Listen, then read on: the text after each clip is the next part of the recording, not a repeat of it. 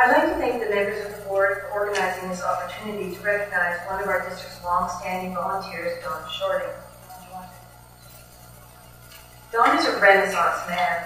His life work and volunteerism reflecting wide-ranging interests. By profession, Don was a self-described old-fashioned GP here in Victoria for 33 years, delivering over 1,000 babies, many of whom attended district 61 schools. An expert in orthopedic procedures, he was the first attending physician at Wilkinson Road Correctional Facility. From 1965 to 1971, Don was a member of the Greater Victoria School Board, chairing the Education Committee and serving as Vice Chairman of the Board. Additional volunteer work has included baseball and hockey, the Multiple Sclerosis Society, Gorge Hospital, Queen Alexandra Solarium, the Victoria Lily Society, and various philatelic organizations. It was through this latter interest that I met Don. He was one of several presenters at a workshop, stamp collecting for teachers, at a district professional development day about 20 years ago. The enthusiasm with which the ideas and information was presented was contagious. The possible opportunities for the integration of stamp collecting across the curriculum were exciting, wide-reaching, and fun. Shortly after the presentation, I contacted Don and he started coming to my classroom at Macaulay Elementary once a week. The children so enjoyed this time that the following September, they wished to continue stamp collecting activities and a noon hour stamp club was formed. When I moved to Hillcrest Elementary 7 years ago, Don willingly offered to come along for yet another school club. I was not the only teacher interested in establishing Stamp Club. Following their Pro-D presentation, programs flourished in 17 schools: Cedar Hill, Monterey, Willows, Margaret Jenkins, Sir James Douglas, James Bay, Rock Heights, Central, Quadra, Lake Hill, Northridge, Campus View, South Park, and View Royal. Don's message to the children is that hobbies, any hobby, not just stamp collecting, are an important part of their lives and that his goal is to turn them into stamp addicts. He's been true to his word. Binders in hand, they come in ready to choose and trade stamps, engage in various activities and contests, and to prepare exhibits for the annual Victorical Stamp Show held each March. It is a regular occurrence to have both parents and fellow teachers describe how excited the children are about Stamp Club and how much they love to come to the weekly meetings. This enthusiasm and delight I credit to Don. For 2 decades, he's devoted several noon hours a week to the children of our district. In addition, he spends hours and hours of his time sorting, soaking, and organizing hundreds of stamps to give out to the children. Each summer, he sets aside a week to prepare stock for the school clubs. His quiet, kind manner welcomes all, and they come. It is not unusual to have upwards to 40 to 50, sometimes 60, enthusiastic and dedicated young stamp collectors from all grades to attend our weekly meetings. Before I close, I also want to publicly thank the various captains that have supported the stamp clubs in our district. This will be my last year working with Don as I'm retiring in June. Needless to say, the Hillcrest Stamp Club will continue with Don and a new teacher sponsor. Don, I can't thank you enough for your time, energy, and dedication. You've inspired hundreds of children through your enthusiasm and effort, and I must say that being involved with Stamp Club has been one of the highlights of my career.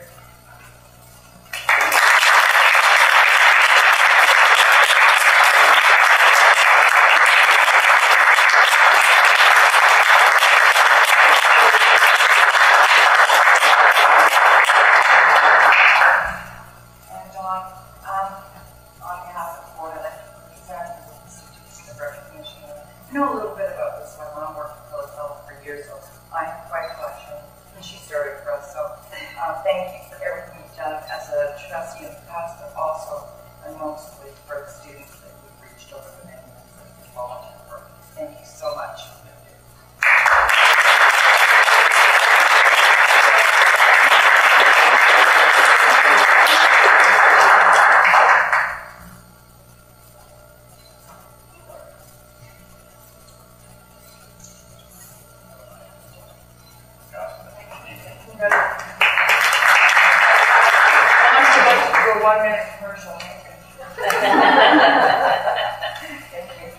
Carol mentioned the fact that I'm a real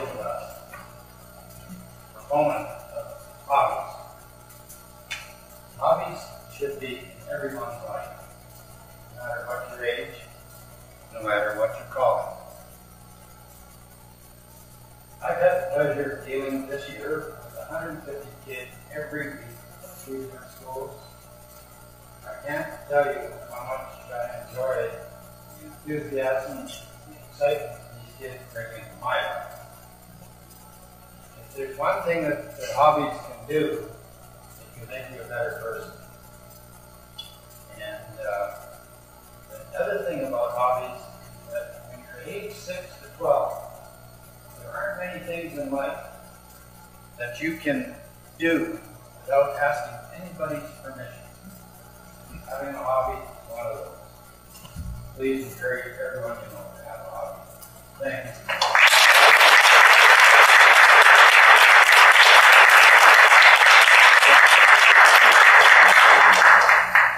Thank you and congratulations again to both John and Carol on her retirement. Thank you. All right, moving along to the next item on the agenda. We have trustee reports and we have community presentations first. And I'd like to call Mr. Rob Whitson from Community Advocates for Reduced Speed forward. Thank you. Oh, and just a general comment, and this is strictly general. We as a board look forward to hearing the community presentations and receiving any information you want to leave with us, but we would remind people to please stick to the issues and try not to delve into any personalities when you're talking about the issue. So thank you and welcome to the board, Mr. Whitson, and look forward to hearing about community advocates for reduced speed.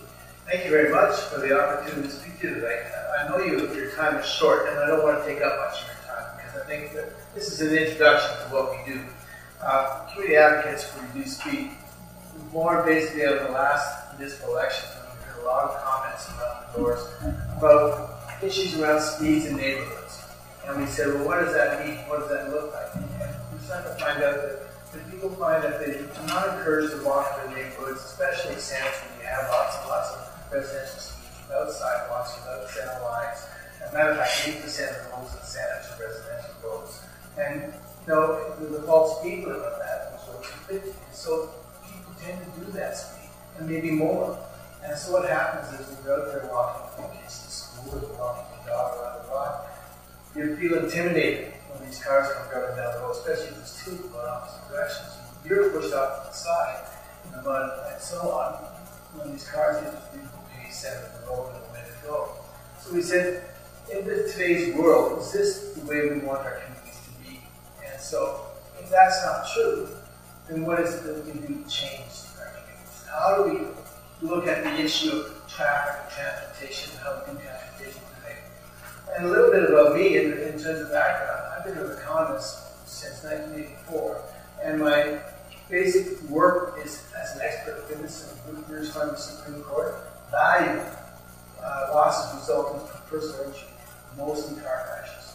On my desk, I have lots and lots of green files. I've done over 5,000 files. I would say 90% of the car crashes involving pedestrians, involving other cars, and so on and so forth. We did a school principal just recently with $1.8 million worth of damage. The fellow looks fine, but he can't think straight. He's a school principal in the district. And so this is a fundamental driver to look at how we can change the way we look at our transportation system. And fundamentally, we need to look at speed limits. Speed limits are defaulted to 50.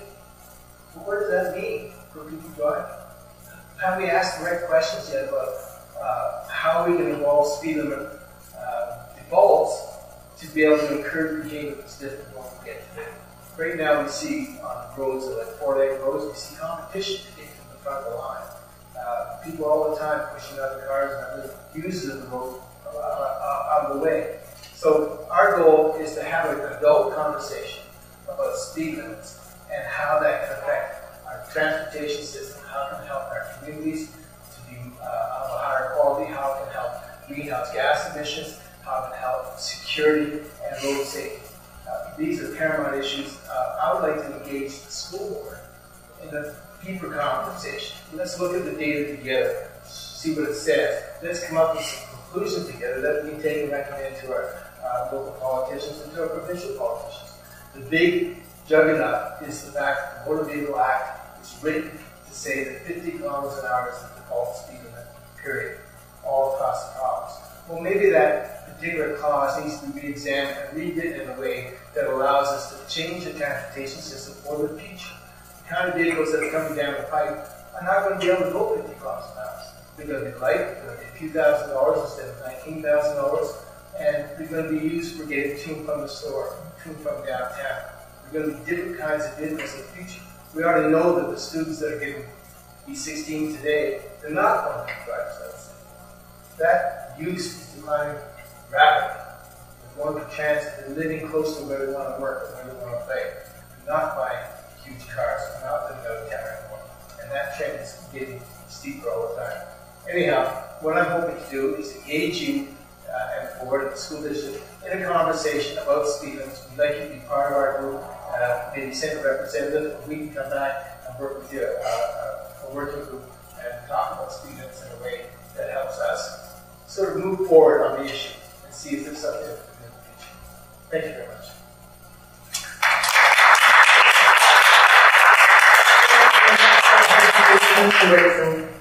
I'd like to now call upon Janice Hoffman, please.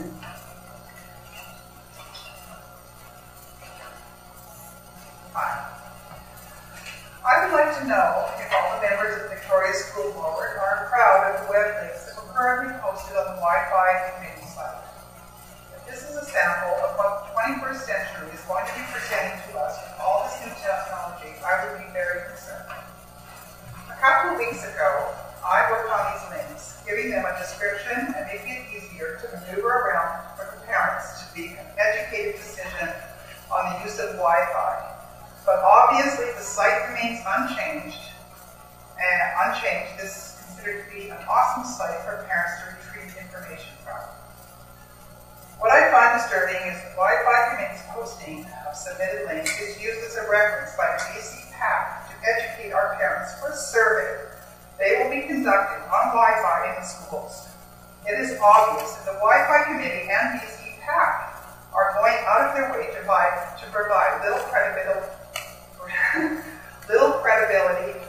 credible information as possible in hopes to sway the parents to vote for Wi-Fi in schools. The second link that is presented in the March 4th, 2013 letter to the parents of Victoria School District is an article about the Vancouver School District installing Wi-Fi despite the concerns that the parents have about the effects of microwave radiation on their children. Out of the hundreds of peer-reviewed studies by non-industry funded medical and scientific experts that we have submitted, the BC PAC couldn't find one document which presented to the parents explaining what the real concerns with Wi-Fi is. The next two links were directed to the World Health Organization with information from 2006, before they classified all sources of radio frequency and microwave radiation from wireless communications as a 2B carcinogen, a possible initiator of endometrial cancer. They recommended taking pragmatic measures to reduce exposure for children, especially to reduce the risk for cancer and harmful effects, including impaired neurological and immune function. Again, was this a deliberate attempt to deceive the parents? The next three links, I assume, are from an EMF publication. There was no author, no references or footnotes to be found. It was so old, one of the quotes from the site says, the World Health Organization launched an international EMF project in 1996, and all the health risk assessments would be completed by 2006. Again, before who classified the radio frequency microwave radiation from wireless communication as a 2B carcinogen. The next link was the Citizens of Technology website. This link sends parents directly to information on smartphones. Another error, saving the best for last. The BC PAC has nothing but great things to say about the physician paper from the industry-based website called Bad Science Watch. I did send this out to all the trustees and BC PAC members, warning them about this site on February 6, 2013. BC PAC says Bad Science Watch is a group whose core purpose is to create a safer, healthier, and more prosperous establishing of the widespread use of critical thinking and sound science when making important social decisions. The truth is, this is a group of people working in the computer software field for the wireless industry. One of them is a researcher on soil and manure, and their science advisor is a graduate from the University of Waterloo. No one in this committee has any credentials regarding interaction between electromagnetic radiation and human biology. This cites industrial propaganda which promotes their business and pretends to speak on our behalf as our watchdog. At the last BC PAC meeting, we were divided into groups to talk about the survey, and we were never given any opportunity to check the records. 30 seconds, sorry. Okay. The only that were given to the parents, I'm almost done. The only concern the parents in my group had was there was no balance for the pros and cons of the Wi-Fi studies. They couldn't find any studies that said Wi-Fi was safe for children. That's because there is no non-industry-based studies that say Wi-Fi is a regulated technology that has been tested safe for children in schools. It is not. Thank you. And just please I understand that there is passion around issues, but it shouldn't be an us and them. I think our parent organizations are trying to do the best, passing along the information. They're not the scientists either, and neither does the board have a scientist on call or whatever, but we appreciate, and I think we thanked you, and if I didn't, thank you for the work you did putting that list together last month. Thank you, Jen. Can I ask why it wasn't posted? Well, it's been spring break that's coming up. Okay? Good. Did it get posted? Oh. Okay, so it got posted today. Yeah. Thank you. Sorry. No problem. Thank you, Mr. Duncan. And I'd like to now call upon Tammy Jeske to speak on Wi-Fi as well. Tammy? Thank you. Good evening. Thanks for letting me have the opportunity to speak. I understand that there's a motion going forward regarding approval or not of Wi-Fi at Victor School. So I just wanted to take the opportunity just to bring the board before just making that vote up to speed on some things that have actually happened in the last couple of weeks even that are very pertinent to this decision being made.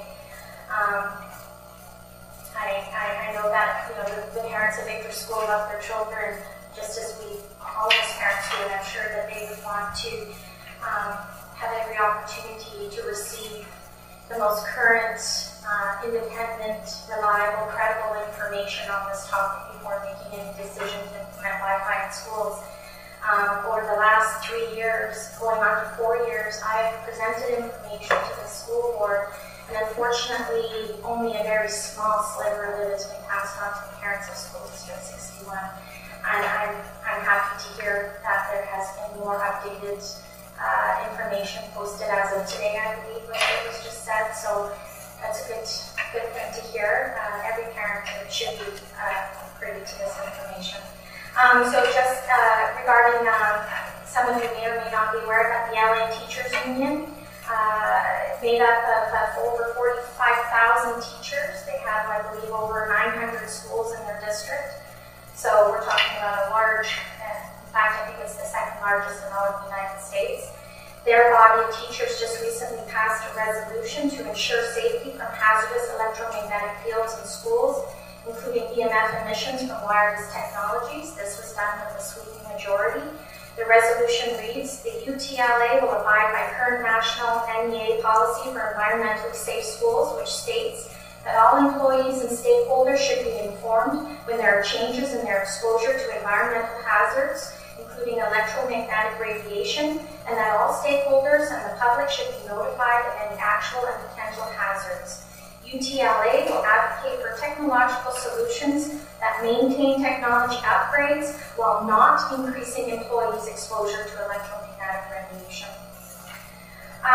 Some of you may already be aware, in February of 2012, the Ontario English Catholic Teachers Association, also made up of 45,000 teachers, also passed some recommendations for their membership One, recognizing there's growing concern regarding the potential adverse effects of this wireless technology.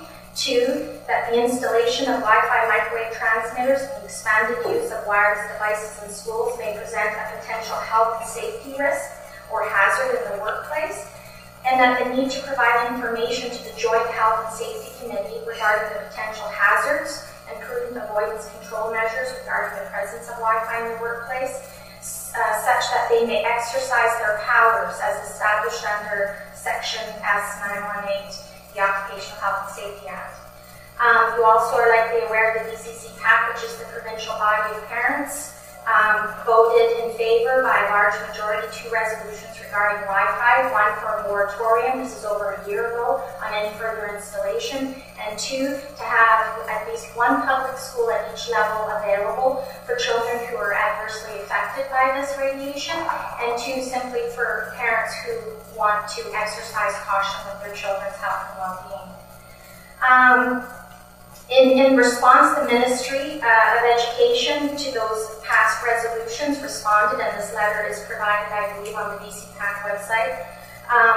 And it states, at the district level, boards of education have the authority to develop policies addressing the use of wireless technology in schools and to implement the appropriate technology where it is deemed necessary to support the education needs of students. So again, they're basically passing the buck on to you, the school districts, that this is your responsibility. You have the that responsibility rests upon your shoulders. With that said,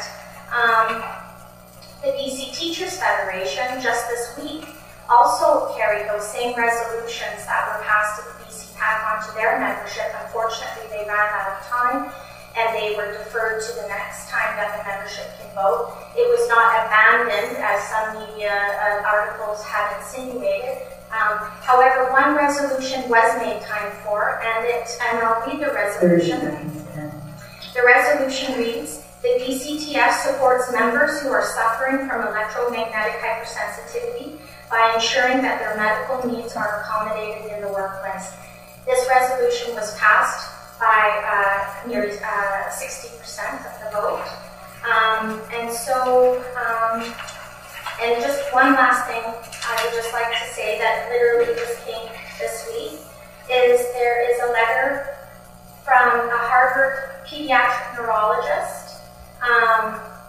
and she states that there is information, credible scientific information to associate autism and spectrum disorders to this type of radiation. And secondly, a letter that just came today, actually, that I was made aware, is the American Academy of Environmental Medicine wrote a letter to the LA School Board before their vote, and again states that adverse health effects from wireless radio frequency fields, such as learning disabilities, altered immune responses, and headaches, clearly exist and are well documented in the scientific literature. Safer technology, such as use of hard wiring, is strongly recommended. Thank you, Jen. And if you would like, you can pass that on to the Wi-Fi committee, that information. Absolutely. I'll send it via email so you have a link to it. And so I just strongly encourage the committee to truly consider. We're not asking you to be experts or scientists, but simply, is there enough information at this point, after this many years, to warrant caution? Can we say that it's safe? No, we certainly can't. Can we say there's legitimate concern and evidence to say there's a potential risk? Absolutely, yes. Thank you.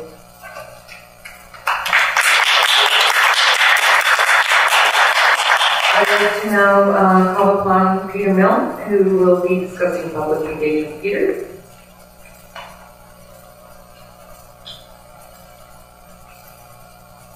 Hello. Earlier this month, I stood before you talking about public engagement, or what I see as a lack of public engagement, by both the board with the public and BC PAC as a membership. I'm here tonight to address these same issues again. It's been suggested by several on this board that it is one of the most publicly engaging in the province, particularly at committee meetings such as the policy and ops, where the public are said to be provided the most opportunity to ask questions and dialogue with trustees. A combined meeting earlier this month, there was anything but engagement. The public were told directly that there would be no discussion on the Wi-Fi issue before.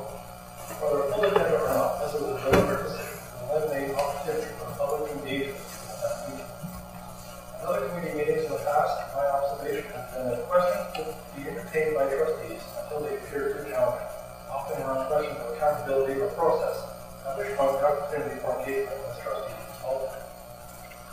My understanding is that the newly formed Public Engagement Committee provided no opportunity or request for community volunteers. Those that volunteered at the meeting where this committee was decided upon were not provided an opportunity to put the names forward for consideration. Instead, it appears that community participants were handpicked. Likewise, BCPAC did not send in a request for parent participation to its own membership, but rather handpicked participants from their executive. Nor were parents informed of this committee or asked for feedback on this issue, so the BCPAC executive members could speak on their behalf of the board of others. This is a practice that is the norm of BCPAC. In fact, BCPAC recently created a new subcommittee to develop a draft Wi-Fi survey for parents. There was no call out to the membership for participants on the subcommittee. BCPAC has a custom of disallowing anyone with an interest or concern in an issue, classifying them as biased, and its strength of this criteria never appears to apply to those in the BCPAC executive with their own interest and concern, as we see with class composition discrimination. This draft Wi-Fi survey has a number of issues. Andrea Frost, who is a background in public consultation, both for the BCPAC executive membership and trustees understands they are talking to this. And she says, conducting a survey is, however, only a meaningful and useful exercise if it can be demonstrated that the results are going to be representative and informed, rather than merely undertaking the consultation exercise for its own sake, and to tick the boxes to see the public consultation has been achieved. A useful and meaningful end result can be achieved only if you can demonstrate that participants were fully informed about the issues at hand. She goes on to recommend public meetings, inviting experts who are both pro and anti-Wi-Fi within schools, properly advertised and presented to make them accessible and interesting. The end of the discussion process would be an appropriate time to use a survey to obtain information as to the current opinion after attendees have been presented all the current data for consideration. To use a broad-scale survey to all parents and guardians of schools in SD61 would not be the best use of time or resources. It would be extremely difficult to obtain fully representative data, but only have information from people who have either listened to media-shaped views or hearsay around the topic, or who are rushing to answer the questions in a playground type scenario. It is important to examine the motivation for people completing surveys and have realistic expectations concerning methods of engagement and meaningful data extraction. It is my opinion that neither our school board nor BCPAC have properly consulted and engaged in the school community on this issue of Wi-Fi. A further concern in the draft survey is the question related to parents' opinion on whether students with sensitivity should be accommodated. Do not support medically diagnosed students as discriminated. Peter, you're talking about public engagement? Yes. Sorry, you screwed it over to Wi-Fi, so I'm just... We'll talk about the Wi-Fi survey of engagement relating to that. BCPAC does not support the family or struggling with children with VHS. Discrimination in schools should not be experienced any child should have in our school district. I'm encouraging both our school board and BCPAC to be fully engaged with the public. Thank you to all of you who presented to the board this evening. I'd like to now move on to where I was before this, but in the appropriate spot now to trustee report, and I'd like to call upon trustee Lorenzo Hula first, please. Thank you. 2 minutes. Thank you.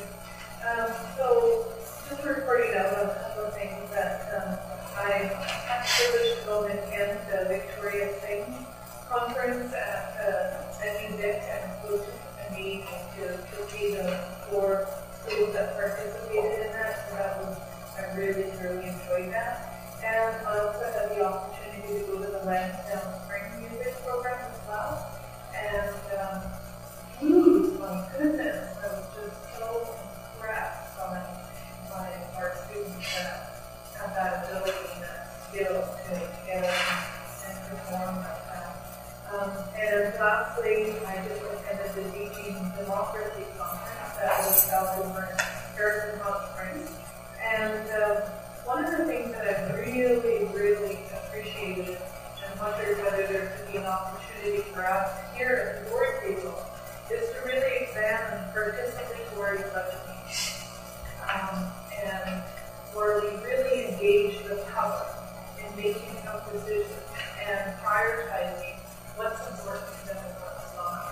And it seems like it's really going really well in the states and in some of the states. And I just think that if we could engage the public in a way that they could have a say in terms of some of the funds, I think it would just empower our community and our parents. So something that I'd like the board to really look at. And I know there were a couple other trustees, Trustee Worthman and Trustee Alpha, who were also at the conference. So something that I'd like to pursue, and I'd be happy to send some of the information to all of them.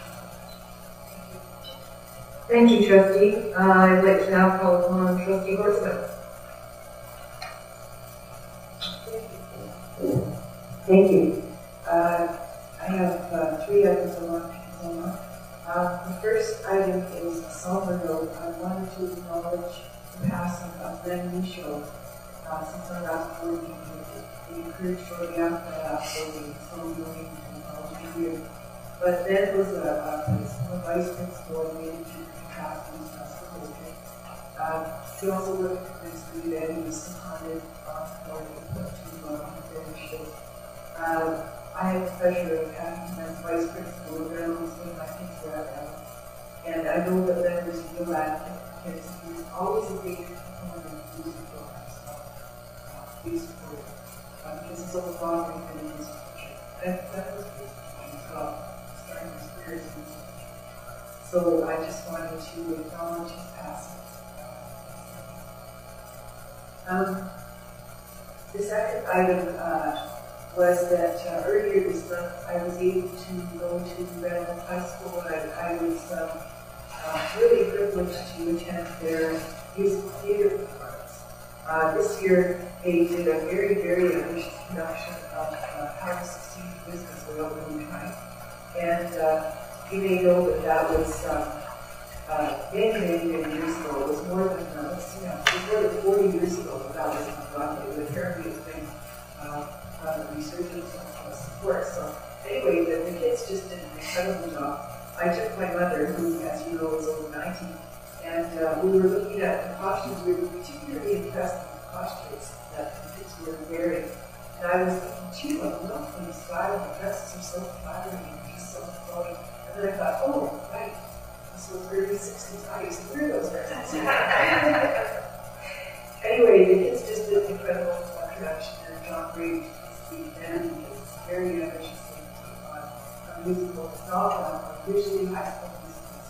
You know, they already have a following, but to take on something which hasn't been seen for more than 40 years is very ambitious. The third thing, I was also going to mention the VISTA conference, which I attended, and you may be surprised to know that I volunteer our board hosting in late September, so I'll be talking to you individually about how you can do that. And the last thing I want to say is that I also went to the Harris conference, which is organized every year by our former board chair, Charlie Beresford. And it's an incredibly free 24-hour experience because there's so many ideas and so many forward-thinking projects to the time. Anyway, I just wanted to comment on the participatory Your question, yeah. Well, I have to say I didn't really know much about how it worked before that. I was quite impressed with the fact that in the city of New York, apparently, there's a council, the New York City Council has 51 members, and each member, the person who presented to us was responsible for 177,000 constituents. She was the school representative of council for all those people.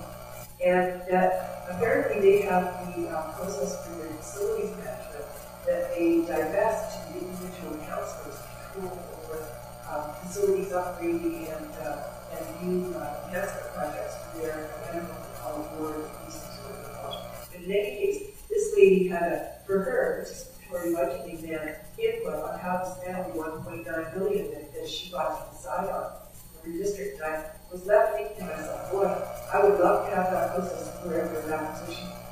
It's another thing to go and ask people to participate and how to cut.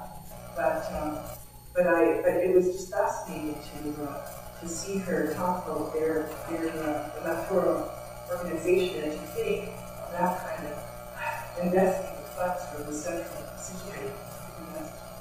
Thank you, Trustee Horstman. I would like to now call on Trustee McNally. Thanks, Chair. I too was pleased to be called upon to see Victoria's things, and I never been to it before.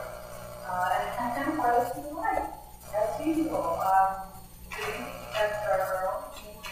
And I didn't realize that a former music teacher in the District, Bonnie Smith, organized the original one in 1979. When I taught in a capacity as archivist, I was able to assist the students participating in one of my classes and two meetings that were teaching. So it's cool to find out that I'm not surprised to kind of achieve an initiative that is concert that takes place every other year. Apparently, the report was that there were 27 choirs, 30 schools in School District 61, and 1,548 students. The district has small involvement in helping make that happen, but very small. So the volunteers and current and retired teachers and administrators volunteers have done. So it's really, really great to be able to come down. And the thing I wasn't able to put down was the meeting of all of that. I'm pretty excited to be here a lot of things to share and some of that was to do and I will be. Thank you, Trustee McNally. I'd like to now call upon Trustee Norris. Thank you. Very quickly, I had the opportunity to attend our district's job fair at S.J. Willis. It was a really remarkable day. There were approximately 150 individuals, professionals, different businesses, different colleges and training facilities, all represented there. And there were many, many students that were bused in from our district and from other districts as well to have an opportunity to engage and ask the kind of questions so that they might consider various professions and acquire more information about what schooling would be required. I think it opened their eyes to the fact that there were so many options out there. I certainly was surprised. It was a lot of work was done by a particular group of educational assistants that did a lot of the groundwork for this. And I don't have their names here, but I personally thank all of them at the time, and I should have their names tonight. On another note, I had the opportunity to go to UNS St. Clair's presentation on Citizens for Safe Technology, and we all live in a world of technology, and we understand from our own experience, and we see the benefits derived. However, when it comes to medical and scientific research, it was very informative for me to understand more current information on the subject of electromagnetic radiation and the impact it has. I did attend Blandford Music Evening and Fine Arts, and it was a great experience to be there. Saw some students I had taught previously. And then finally I attended at Spectrum, their musical. And I can't quite remember the name of it, but I know that it's similar to the West, in the Heights, thank you. In the Heights, kind of had a West Side Story flavor to it. And it was a remarkable cast of students with amazing number of musical, medley of musical numbers, and I appreciate all the work of the students and the teachers. Thank you, Trustee Nor. Now I'd like to call upon Trustee McAvoy. Thank you, Madam Chair. I too would like to just acknowledge Lindsay Show, who is sometimes a very direct man, who when I first wanted to run for school trustee, I can't remember who it was, put me on and said, you need to talk to Len. And he cross-examined me pretty seriously about why I was doing what I was doing, and he was incredibly helpful in guiding me and giving me advice, especially early on. So, yeah, it's great sadness that we acknowledge Len's passing. I just wanted to mention, as president of the British Columbia School Trustees Association, that I have written to the Minister of Education with respect to the holdback monies, and the letter I think will be going out on the e-bulletin probably in the next day or two. And in there, what I focused on, I focused particularly on the holdback, and I know that the ministry explained the fact that they were, I would just call it diverting some of the holdback money to so-called prepaid annual facilities rent for next year. And what I say in the letter is that this really means the government will take back money that it promised to provide public education for this fiscal year, noting that this is compounded by the fact that BCPC monies will be taken, the funds for BCPC will also be taken from the holdback funds. So what we have asked is the government urgently reconsider that and to distribute all this year's holdback monies to boards, and that next year's AFG be fully funded from outside of the operating grants in the previous year. So, we've had a few discussions I've had with the Minister of Education. It's been pretty constructive. I would describe them as, and I think they've been some very candid discussions around co-governance, which is not a good example of that there's no consultation on these issues, and in a desperate move to appear to have a balanced budget, this is really transpired. So, I believe we're all optimists, we're trustees, so there's hope that this hopefully may be buried in the next month or two or three. So we'll continue to press on that issue, all boards together in the province, and I expect to talk about it at AGM in another couple of weeks. Thanks, Michael, and I know I just want to acknowledge that while your time as president of BCST is coming to a close, I'm not sure who knows, but I'd like to acknowledge that Michael has been elected president of the Canadian School Board Association, and so I'd like to congratulate Michael.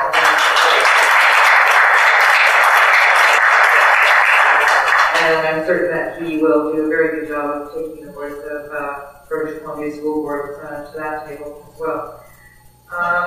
So that is the end of the trustee reports that I had the names for at the beginning of the meeting. And now I just move into my report.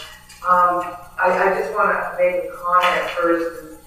When I listen to trustee reports, the look on the faces of trustees when they are talking about when they participated in functions with students of Toronto, like Edith, which is talking about Victoria Singh and stuff, and the musical that Deborah was at, and Diane also attended, and all the things at Reynolds School. That's really what we're here about, and I love to see that look because that's what we all feel. And that's the strength of being a board, is that passion and seeing what our kids are doing when we're here talking about other things that are, not so exciting or interesting, but the hard drudge work that needs to be done. So thank you to all of you for what you've done and where you've been going and seeing what our students have been doing. And I'd also like to take this opportunity to acknowledge Wendy Olive, who actually organized all 4 nights of Victoria Singh. So on behalf of the board, take this opportunity, Wendy, to extend our sincere thanks for your hard work and doing all of that.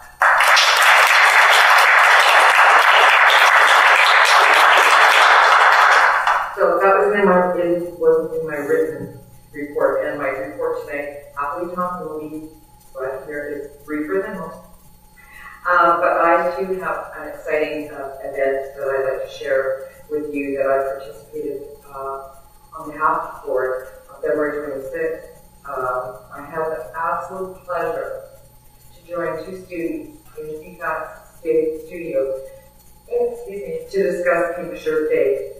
Present with me were students Karen, a 12-year-old grade 7 student from Lansdowne Middle School, and Vicki, a 17-year-old grade 11 student from Lambert Park Secondary.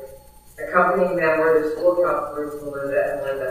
I don't know who was more excited. I think the counselors were more excited. They really wanted to get into the studio, right into the room itself. It was a room for all of them. The girls were absolutely awesome. Very poised, even though they were a little bit nervous. The host Pamela quickly put them at ease.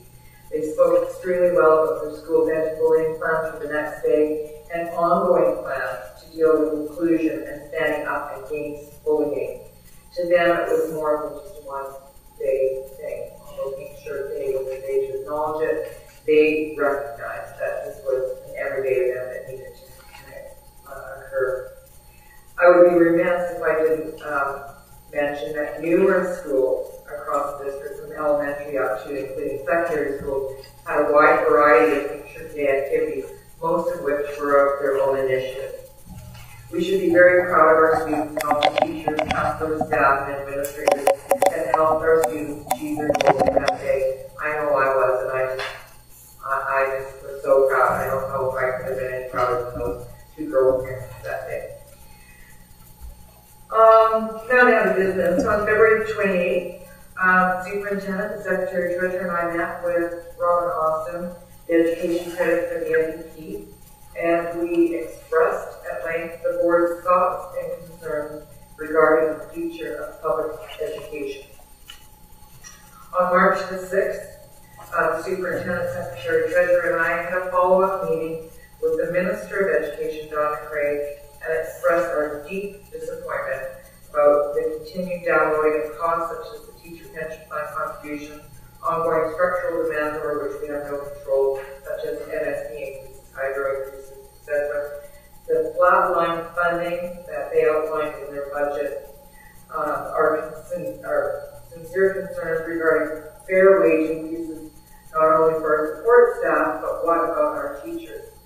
And our board's inability to pay without negatively affecting services and programs to our students.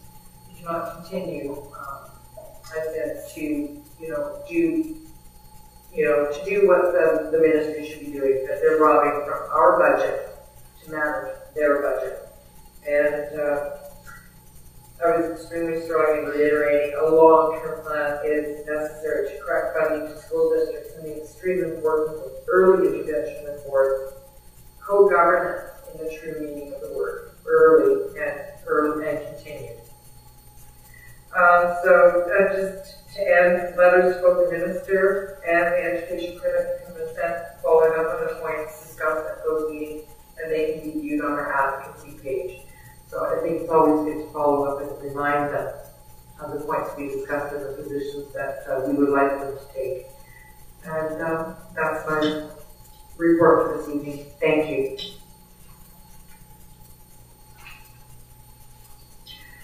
And we'll now move on to board committee reports and the Joint Education Policy Development and Ops Planning Committee meeting. We have minutes from March 4th, 2013 meeting, really from 13 to 18. Trustee Leonard, may I ask you to take over? There's only one issue, I think, really from out of this, and Catherine Alpha is not here. Thank you. We only had one motion coming from the meeting, and it was lots of discussion around it. We had presentations from a couple of people from Victor School and presentations from people who were generally had information to share about Wi-Fi in general. And as was alluded to before, I did make a ruling at the outset of the meeting that we weren't there to debate the Wi-Fi issue because that would still come before the board in a larger context, but we were to have a discussion on whether we considered Victor to be in a unique setting and perhaps be excluded from what the Wi-Fi committee may come back to us and discuss. So that's why the motion is before us this evening, because the discussion was whether Victor was itself a unique situation and we should just go ahead and treat them as a different component, different type of school than was our regular K-12 school. They've assured us that they did have 100% on board with all the parents and staff in the school to go forward with Wi-Fi in their school to help their the unique setting that they have, and the students that would benefit greatly having Wi-Fi there. So the board at the op meeting did come forward with this motion, and we'll put it before you tonight and see where it goes. Thank you. The motion is now on the floor for a discussion and debate, and I'd like to acknowledge Jim McDermott, the PAC president and parent from Victor Street School, and also Deborah Mackey, the principal of Victor Street School, here with us this evening. Thank you very much for joining us again. And Jim, I know how much time you've spent. It's difficult, and particularly in your situation as other parents of students at Victor Street School. Just following up on what Trustee Leonard has said is how the meeting went at the ops agenda, where we were talking about Wi-Fi as a whole, because when we originally started on this road back in June of 2010, we were talking about K-5 schools. And Victor Street was never considered. Victor Street is not a K-5 school. And when we moved further along in the process, and as recently as late last year, when we followed up to check on any schools that were using Wi-Fi routers, or if there was any issues with any schools, Victor Street, again, wasn't considered, because the assumption was it's not a K-5 school. It's an extremely unique school. The parents, while they not only love their children, are parents of children that are extremely vulnerable. And I'm certain, because they've been waiting for well over a year to have this dispensation, which hopefully the board will provide to them this evening, they know the risks. They know the pros and they know the cons. And as I spoke at the ops meeting, I said it's like going into any surgery. You've got pros and cons. You want to be on the list. Yeah, it was my motion I was speaking to, so I'll add you there. So it is a unique school. We did have the 100% support from the parents. The staff were all also surveyed and asked if there was any difficulty. The teachers and the principals, there were no difficulties with Wi-Fi there, and because of the uniqueness of the school. So I'm just going to leave it at that. I'll wrap up if necessary afterwards, but I have Trustee McNally and then Trustee Moore to speak. So Trustee McNally, and then I see Trustee Barrett is also there.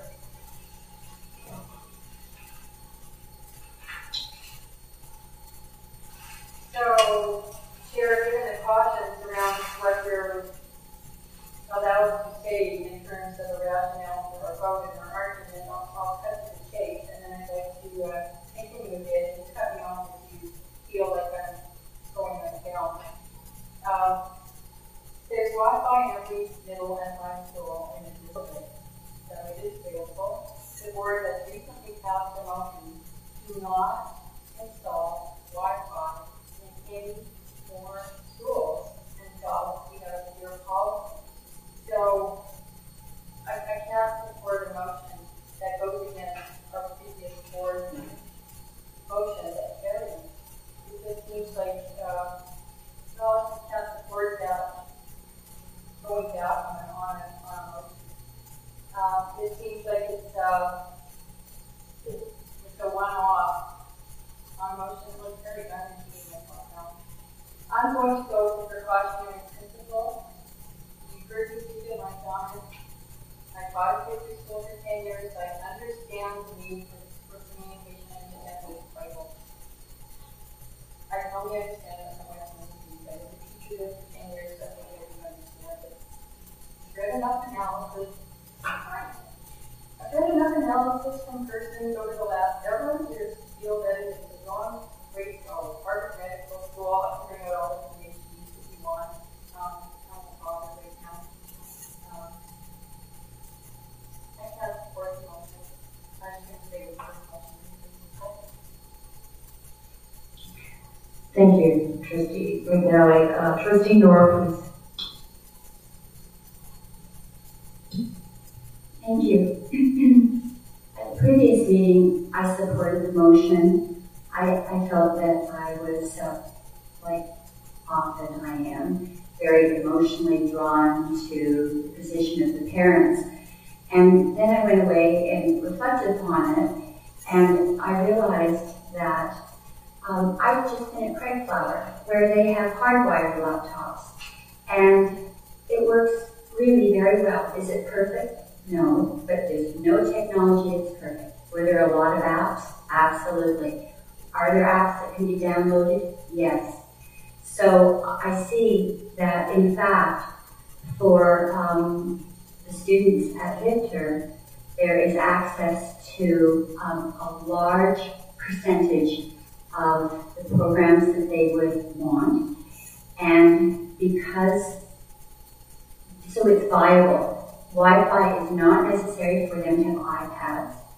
They can have it just like they do at Craig Flower and probably other schools where there's trolleys where they're all put in and they're charged and then they're used, and they can be, they're very mobile. They can be taken all sorts of places. I realized also that our Wi-Fi committee was dormant for, I think, over a year. And I think during that time, we missed an opportunity to review current research. Again, I'll say, we all know the benefits of Wi-Fi. We've lived in it. It is only after speaking to someone who has hypersensitivity and that I start to read the research that I begin to understand that it is a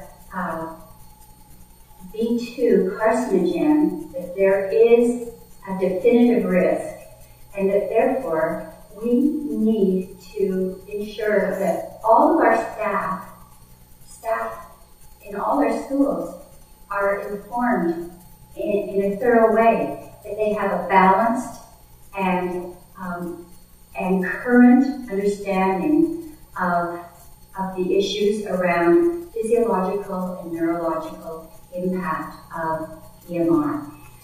I can see that we might make a recommendation to have a short 20-minute video where it is provided to all schools. I see that we have not even determined them by measuring the level of EMR in our schools. And I have, it says here, Health Canada is responsible for reviewing and setting the safety standards on Wi-Fi in Canada. Energy levels from Wi-Fi equipment in all areas accessible to the general public, including school settings, are required to meet the Health Canada exposure guidelines. And of course, we know that they're much higher than in many of the European countries at this point. We have a lot of groundwork to do, and I think that I consider the motion that was passed in 2012 by the provincial PAC, be it resolved that the BCC PAC call on boards of education to cease to install. Trustee Nora, sorry, but just keeping to the motion, we're talking about the uniqueness of the school, not Wi-Fi overall. This is parents. I understand, but we did hear from the parents, so. Yeah, well, okay. So my responsibility as a trustee is to consider the broadest implications of the installation of Wi-Fi. And so I think at this point that there is the option for a great deal of student curriculum and interaction with iPads that are hardwired, and then we can proceed and try to be as thorough as possible with all other aspects of the Wi-Fi question for our schools in general. And I hold Victory to be one of our schools that needs to be kept to that same standard.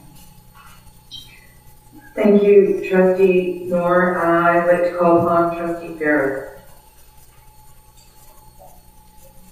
Thank you, Madam Chair. I strongly support the motion, and I applaud the parents in the school for the work they've done to make sure that everybody is informed about this decision, and I am confident that they understand the students that they're working with, and that they will be able to use Wi-Fi in the most appropriate way possible. It is a small number of students that we're talking about.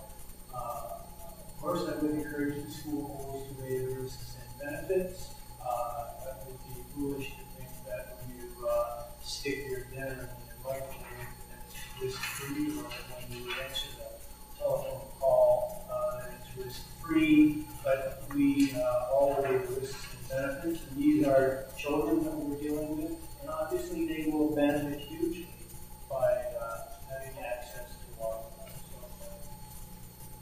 So forward to this being a positive vote. Thank you, Trustee Ferris. I'd like to now call upon Trustee Horseman. Thank you. So I'd just like to clarify something at the beginning. As the person who voted on the original motion, it was not that there not be Wi-Fi installed in any more schools. It was that there would not be Wi-Fi installed in our elementary schools. And Victor School is not an elementary, it's K-12.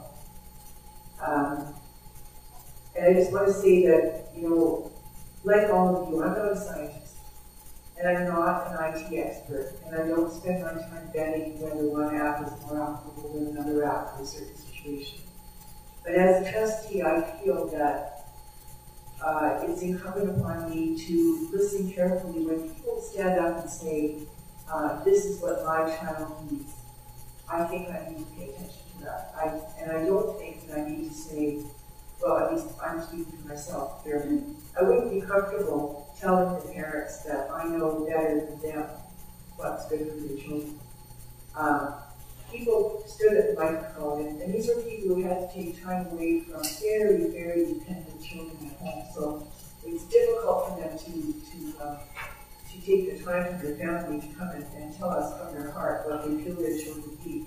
But what they told us was that they felt that access to Wi-Fi would change their children's lives for the better, that their children would have access to something that made them more self-confident, to technology that helped them to express themselves in ways that people get misty-eyed about just thinking about, because it hadn't been possible before. And as a trustee, I'm not going to stand with my vote and say, I know better than you do. I would say, congratulations. You focus so much on your children's needs. You found what worked. I can't look at you, I'm sorry, I'm twisting a little. But you found something that works for your children. And you know, I say good on you, and I just hope that you're successful with the applications, and I celebrate with you every possible step that kids make towards the application. I'll be supporting you. Thank you, Trustee Horseman. Trustee Leonard, and then I have Trustee Larkin. Trustee Larkin. I think that a lot of, comments have been said, and basically, I agree with a lot of them, and the last meeting, the office meeting, I abstained because I found that it was quite emotional, and I think that we all can sit here and recognize how emotional it is in terms of what we're talking about. And some of these decisions aren't easy decisions, and I too don't feel that I should stand in the way of parents. However, when you listen to all of the evidence that we heard from parents previously, as speakers tonight, even tonight, how can we ignore that there are some definite concerns about Wi-Fi. And I guess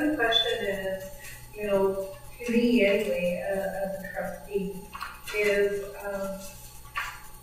we can say that the previous motion was in regards to elementary schools and that Victor School is a K-12 school. Well, to me, Victor School includes an elementary school. I can't exclude the fact that elementary students do go there. I went to visit the school myself because I really wanted to get a feel for the school and what I was talking about before I would actually be voting on the motion.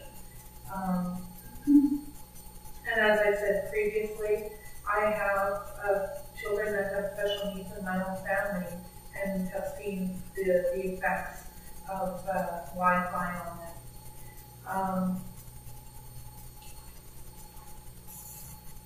There's so much evidence and it's so controversial that I feel myself as a trustee that I'm going to take a precautionary approach, and because it does involve an elementary component, that it involves K to grade 5, that is elementary.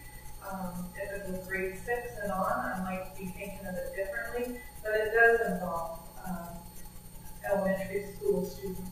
And there are many apps that can be used with that hardware. And, so I'm really torn on it, but again, I'm going to have to go with the precautionary approach and vote against the motion. Thank you. I think I've said everything I'm going to say. I fully support. And I ask Trustee Leonard to please close and then call the question. Thank you. As chair of the Ops Committee, when Trustee Orchardson asked if she could, told me that she was going to bring this motion to the committee, I said no, she couldn't. I said we're not debating the Wi-Fi issue. So we had a back and forth discussion, and I was convinced, because I had voted against putting in more routers in schools, I was convinced that this school was not on my radar and not in my thought process when we had a discussion in June and then last November. So I was convinced that it was a unique setting and we should treat it as such. And if the parents wanted this for their children at that school, then I said, okay, we'll put it on the agenda. We'll have the debate at the committee level because I think it's worth having the discussion for this school. But like I say, initially I told her she couldn't put it on the agenda because we'd already voted on this issue. So I am in favor of this school being granted a unique status in this issue at this board table, and so I will be supporting the motion.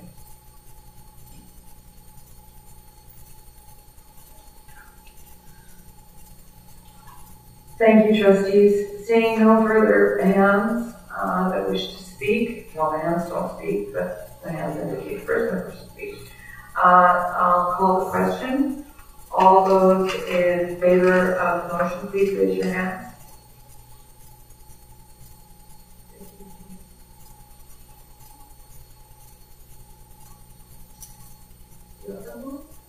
Thank you. And those trustees that are in opposition, please.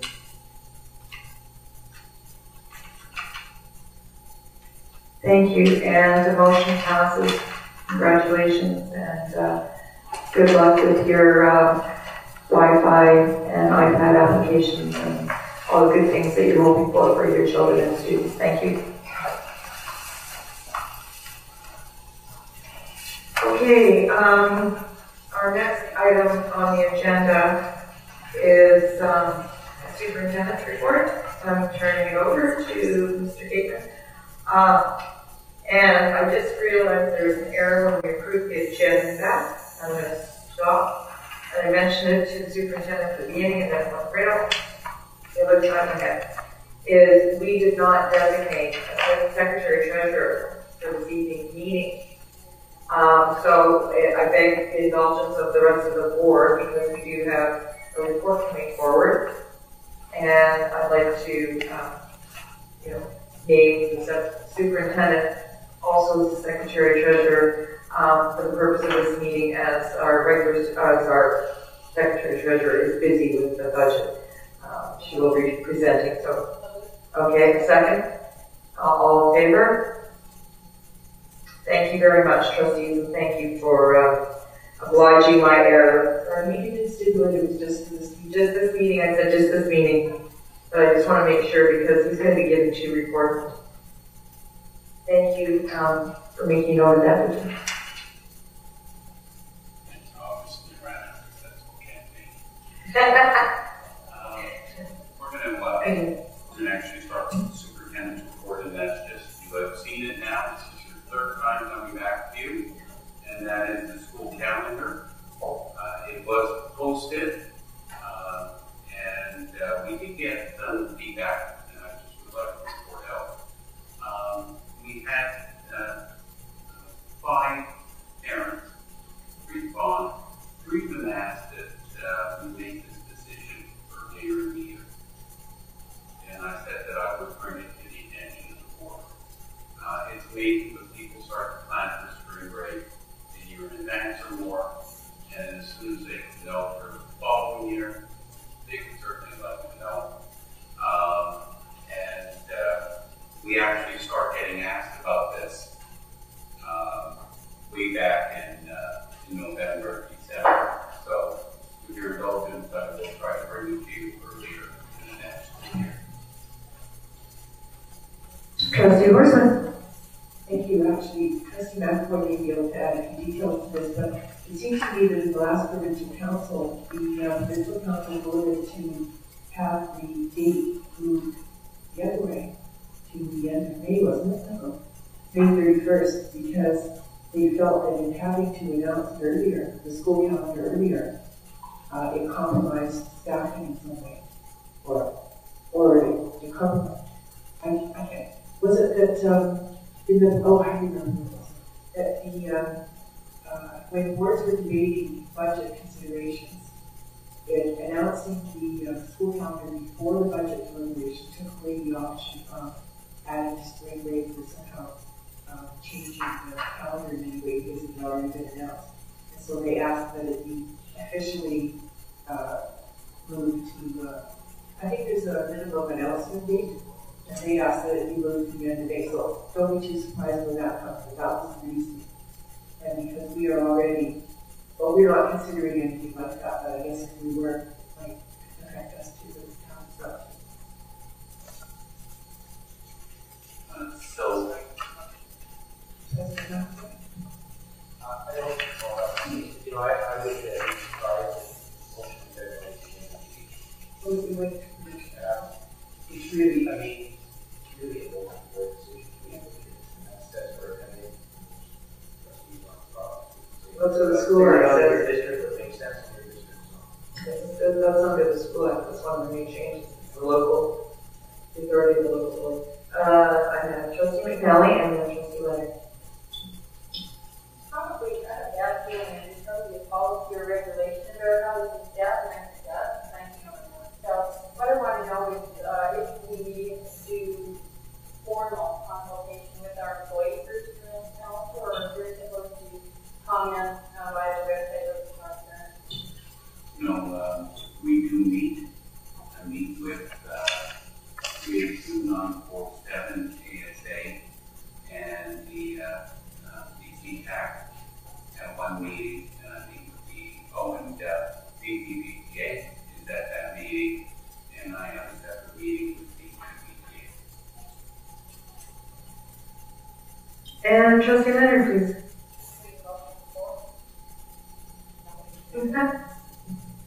Thank you. Is there a seconder? Okay. Are there any further speakers to the motion? Seeing none, I'd like to ask those who support this is the final, I said it 3 times right. The recommended motion that the following dates for the 2013-2014 school year be approved. All those in favor? I believe that was unanimous. Great. Thank you very much, trustees. Now, for the Secretary Treasurer's report, I'm going to actually turn it over to the Director of Facilities, who will give you a brief introduction on the Carbon Neutral Capital Program, Capital Project by law. Through you, Madam Chair. So the carbon neutral plan is new to us this year, and trustees will recall that the government agreed to create a fund from the carbon tax, greenhouse gas emission taxes that we pay annually now, and create a fund whereby school districts would be awarded projects to carry out further energy savings initiatives, thereby reducing the carbon footprint. And we submitted, as per the new program, we submitted a number of projects for consideration this year. And happy to report that we were successful in receiving funding for one of those projects, and that being the replacement of an aging boiler at Pelican Elementary. It's a 51-year-old boiler, as a matter of fact, so it's very close to its last legs, if you use that saying. And we're excited. This is a bonus, not something that we had factored into our annual facilities grant planning. So we will now, with receipt of this money, add the replacement of the boiler at Pelican to our summer project list, and come September we will have a new heating system up and running at Pelican. So hopefully we can count on your support so we can out this project. Thank you. Great, thank you. And now, as this is a bylaw, this first motion to be carried unanimously. Trustee Leonard. And the second. Okay, we have it moved and seconded. Is there any discussion? Seeing none. Oh, Edith. I'm sorry, Trustee Lawrence. So just a couple of questions. I just wondered, what are the other projects that were submitted and didn't get selected? And in regards to the energy study funding, the $9,000 that's towards the energy study funding, is that just for Pelican or is that for other schools? The other projects that were submitted were two other elementary schools, and they remain on our list of incoming projects, and hopefully will be successful next year.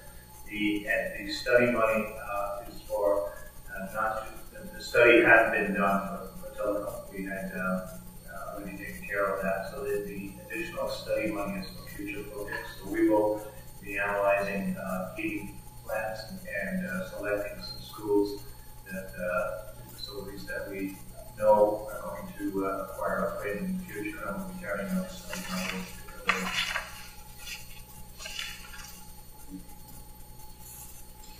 Thank you. And now, if there's no further questions, I'll vote all those in favor. And it's unanimous. Thank you very much, trustees.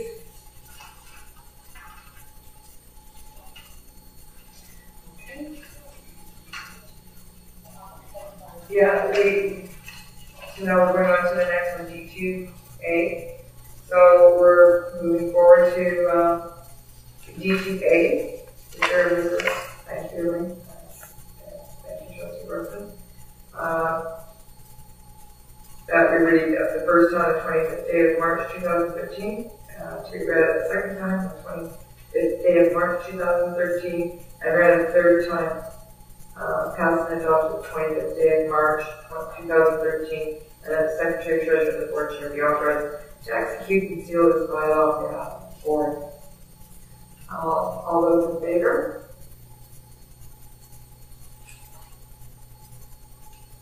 Okay, that's unanimous. Thank you, trustees.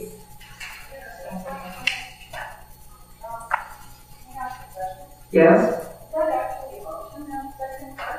Yeah.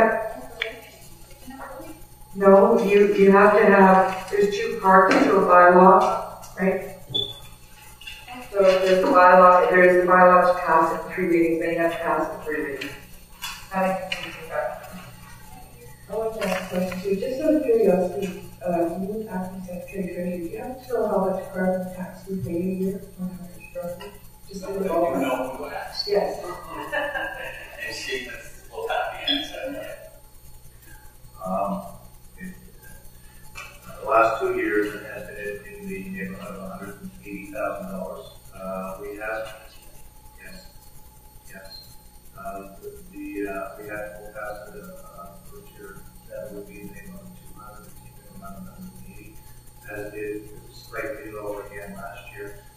we're just working on the submissions for this year, and indicators are good, and it will be in the 150 range. So the projects are having an effect. It's painfully slow in bringing those emissions down, but nonetheless, it is going in the right direction. Just a follow-up to you, Madam Chair. But is it your sense that so that's quite a lot of money from our district alone. Is it your sense that all of that money gets spent on projects? So you don't get a project grant every year. Yeah, to you, Madam Chair, this is the first year that there's been any, this program has been created, and it's the first round of projects that have been funded through this process. We can't tell you for sure, but we figure it's going to be on a 3-year cycle based on the program and projects that have been approved. It looks like it will be on a 3-year cycle. So we'll always be chasing, if I can put it that way. But we will continue to have to pay the emissions, the greenhouse gas tax, and we couple in 3 years, we will be, I hope, fortunate enough to get some of that money back in the long programs. Thank you. So that motion has been carried and moved forward, and we now move on to on business notice motion. And our first motion, F1, is Trustee McNally. Do you have a seconder? Okay.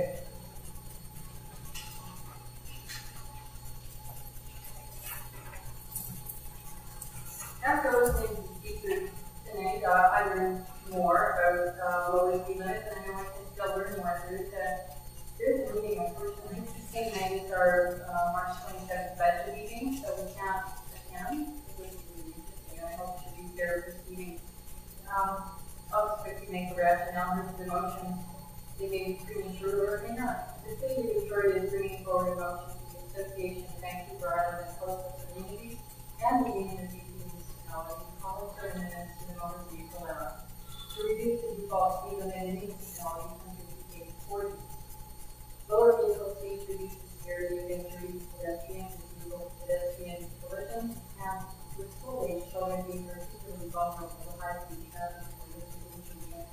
You know, with the carbon tax that we talked about and various efforts that we're all making to reduce emissions and lower our own carbon footprint, and various health initiatives, and this has to be really less than much as well.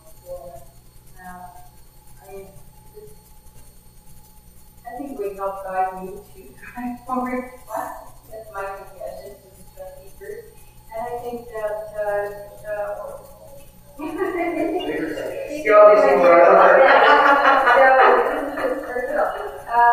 yeah, I think it's a really good initiative, and I hope that we can endorse the moving it forward.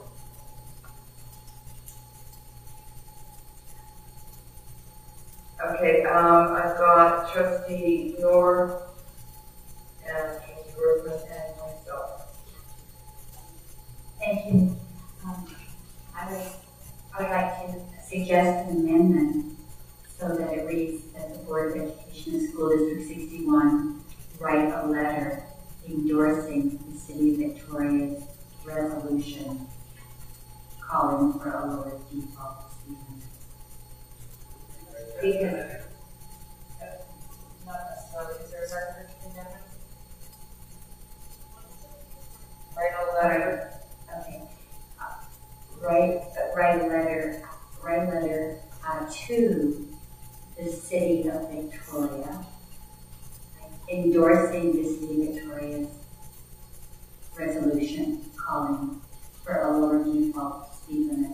And it could be copied to the BC STA. It could be copied to our neighboring municipalities.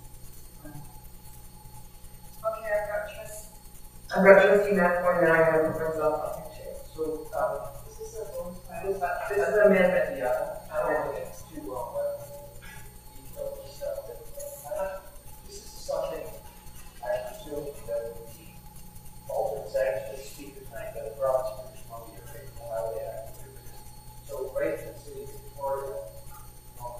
leader and we think it's important to do, we should do what we should first and then government to do it. That's one way to do it. So I'm not sure right in the city of Victoria, they all make a decision. We're one of a whole number of groups around the province who will be urging the province and more of this the false people in this. So I would say that I just don't quite get it. Well, that's a very articulate part. So we can explain. We wrote a letter to the city of Victoria, and we copied it to the various ministries involved, as well as other municipalities, and to the BCSTA. The point is, the people making the decision on this is not the city of Victoria. I understand. It said to endorse their position. We are endorsing it, showing that we have a similar position. Okay, I'm next on the speakers list, and then Edith. I actually had a conversation with the mayor this afternoon because I was doing I looked at the actual resolution and the background report that was put forward by Councillor Scutcheon, and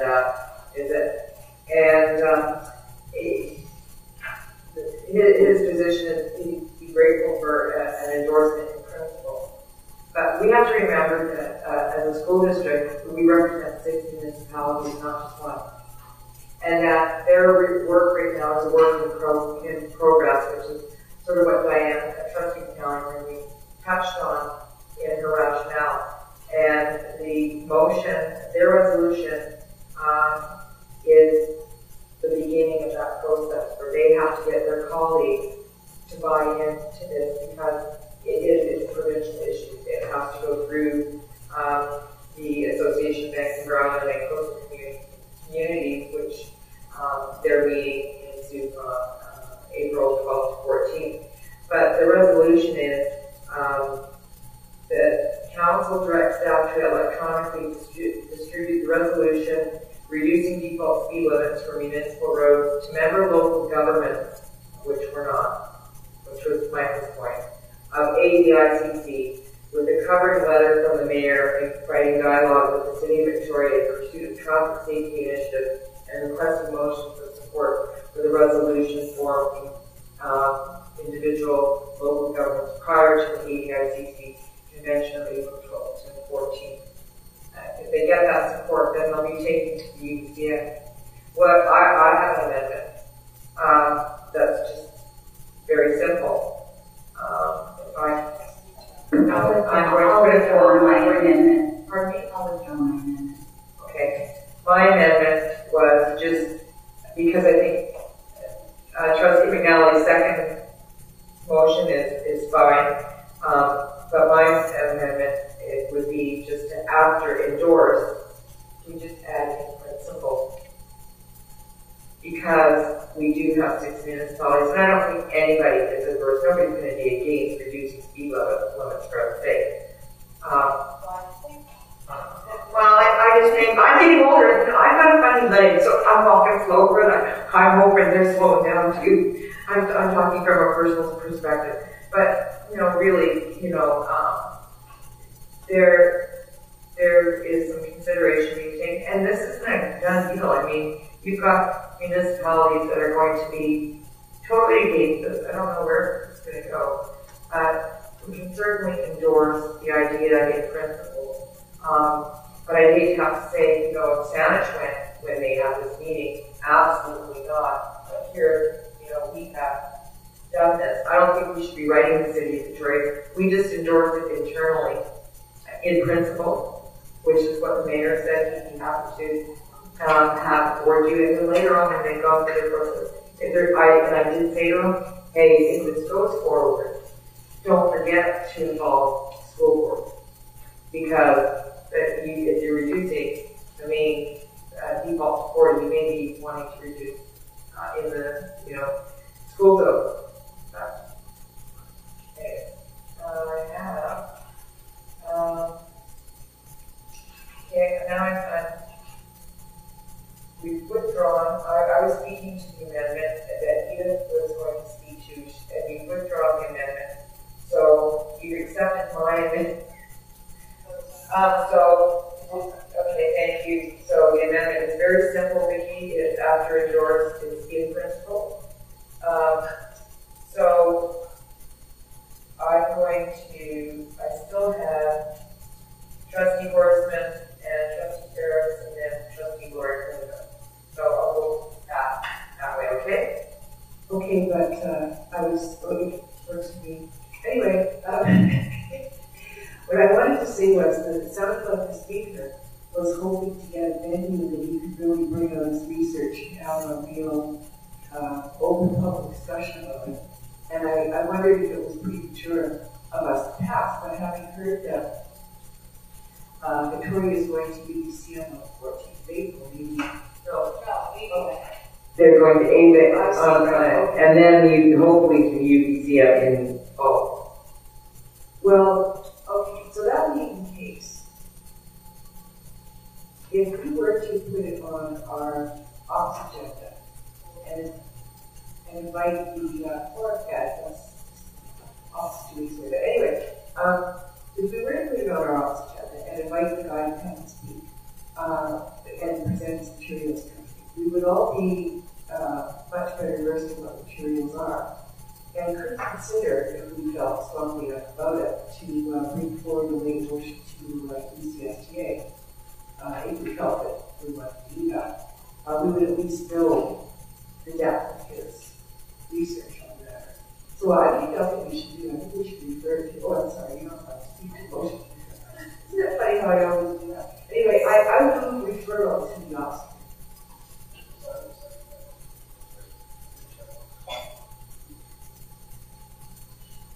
Okay. We had an amendment, and then we had a second amendment, and we withdrew the first amendment. Now, we're on the second amendment, you're speaking to that, now you spoke, and then you moved the referral, which is no. But we do have a secretary to that referral that's out of order. Have I captured the confusion? We're we got the amendment first, and then maybe this. Well, that's my point, is that we're going to deal with that, and then I'll put you back on after. No, you're not supposed to speak to. But she still needs to do it separately because the amendment has to be. So we'll hold your thought. Okay? Is everybody clear as mud? We're gonna vote on the amendment that's just as after endorsed in principle.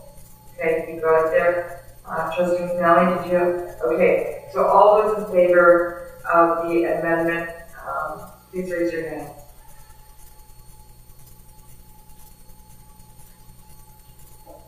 Six. And those opposed? Okay, just a second here. Where are you, Trustee Ferris? You're not here. I'm glad you know your place, but I'm taking that as an extension on that? Yes. Okay. Sorry, I just wanted to make sure. Okay. So the amendment passes. So,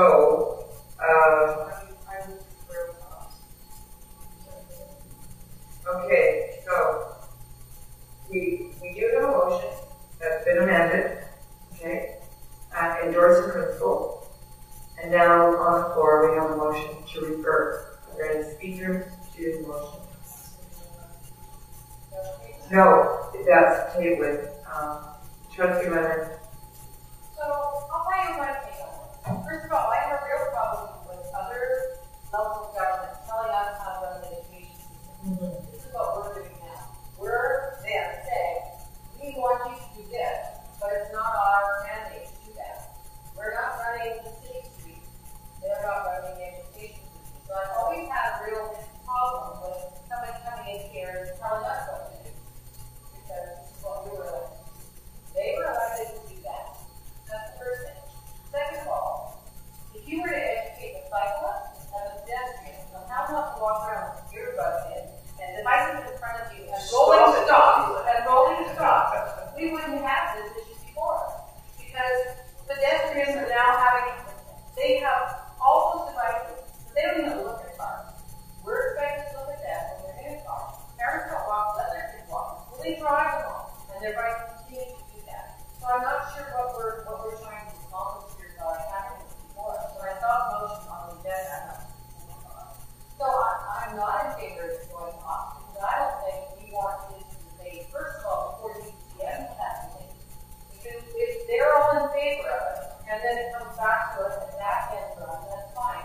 we have to try to train for the railroad at this point in time, I think is not the right thing to do for the school district.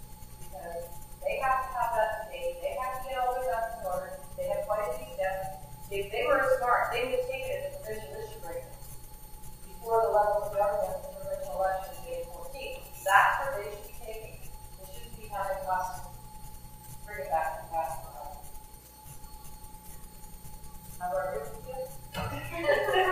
I'm curious. You have to get yourself cleared up. Trustee McAvoy? Well, that whole thing about the priceless, no, I won't go there. I think I actually sympathize so much with Trustee Leonard saying, we spend an awful lot of time around this board talking about things we don't have a lot to do with students. We're consuming a lot of stuff. I think we need to focus more on that. There may be some argument in this about student safety, possibly, and perhaps that's why I'm thinking, well, perhaps we need to educate parents to do whatever it is at school, but I don't think we should spend much more time. I just don't think we should spend more time on this issue. Thank you, and I have to agree. I think nobody's going to argue with safety for students, and that's the reason why, I called the mayor to find out where the process is, and that we actually weren't apprised of this because it is municipal. But to endorse means, it's just on paper that at some point, if it matters, and school districts are called upon to do anything, we've already got an endorsement on this part. The endorsement doesn't call upon us to do anything, and I think that's fine. They have their work to do. I don't know what's going to happen with it. I don't support a motion to refer at this time. It's way too premature. The city is in the early stages, and that's why what I wanted to know from the mayor, what they were doing, because it has been reported in the papers almost a April and it's nowhere near that. So I'm not going to support the motion to refer. Any further speakers? Trustee Ferris.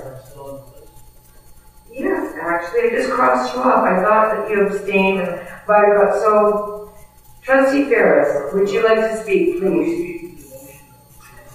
This is to refer. Yes. Are you going to speak or not? Well, I have a couple of comments. Go ahead. We're dying to hear your comments. There are a lot of municipalities which cannot afford to support. Yep. They don't have the infrastructure to support. And you really at school are going to help. It's going to be just fine for all of you. Well, I would have to think that a lot of these people say.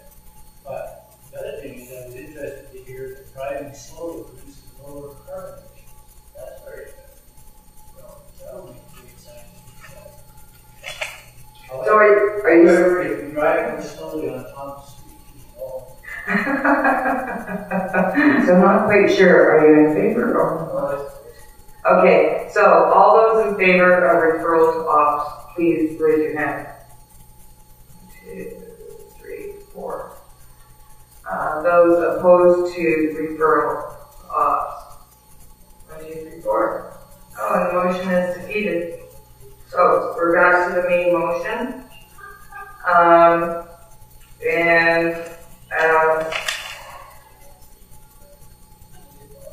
Okay, just a second to see where I'm at. I'm lost. Trustee Worthman. Thank you. Well, I think we should have had more discussion on it, but I'm going to be supporting the motion because, yes, it's true, it's not our value of technically discussed either. However, safety of the kids is a definite issue that we're concerned with.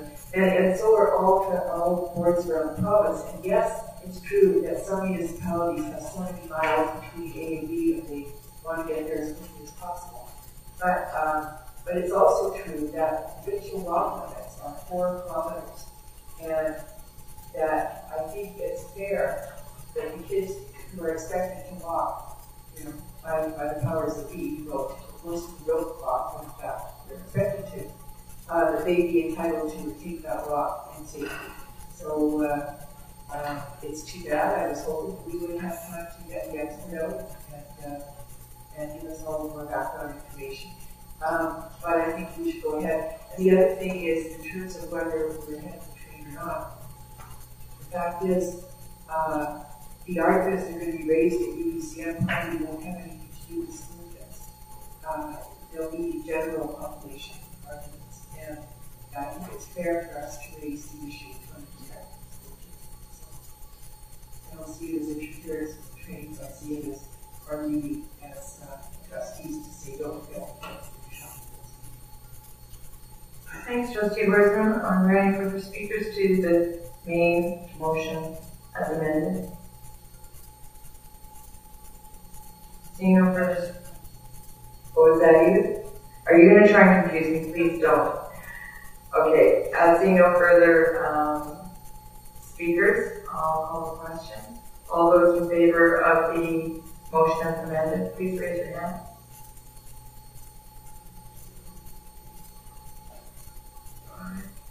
And those opposed, please raise your hand. All right.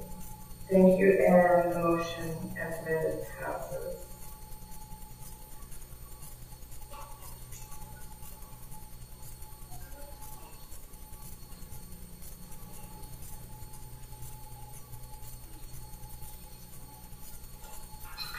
Okay, very good. Just trying to keep my place here. Okay.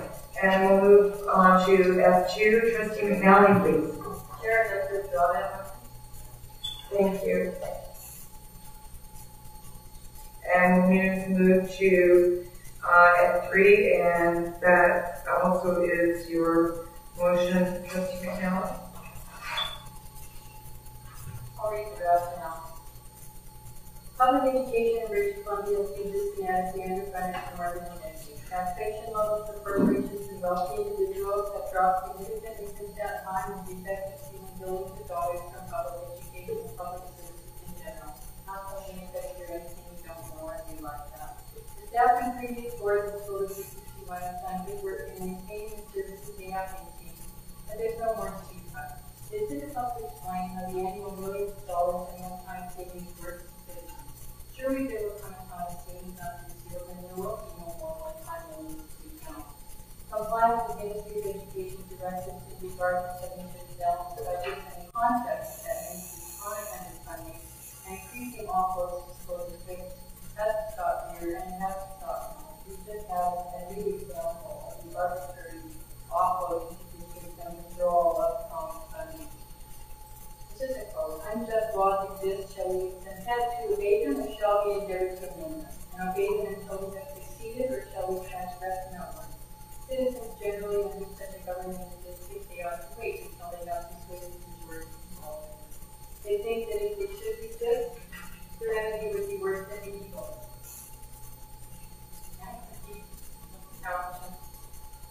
But it is the fault of the government.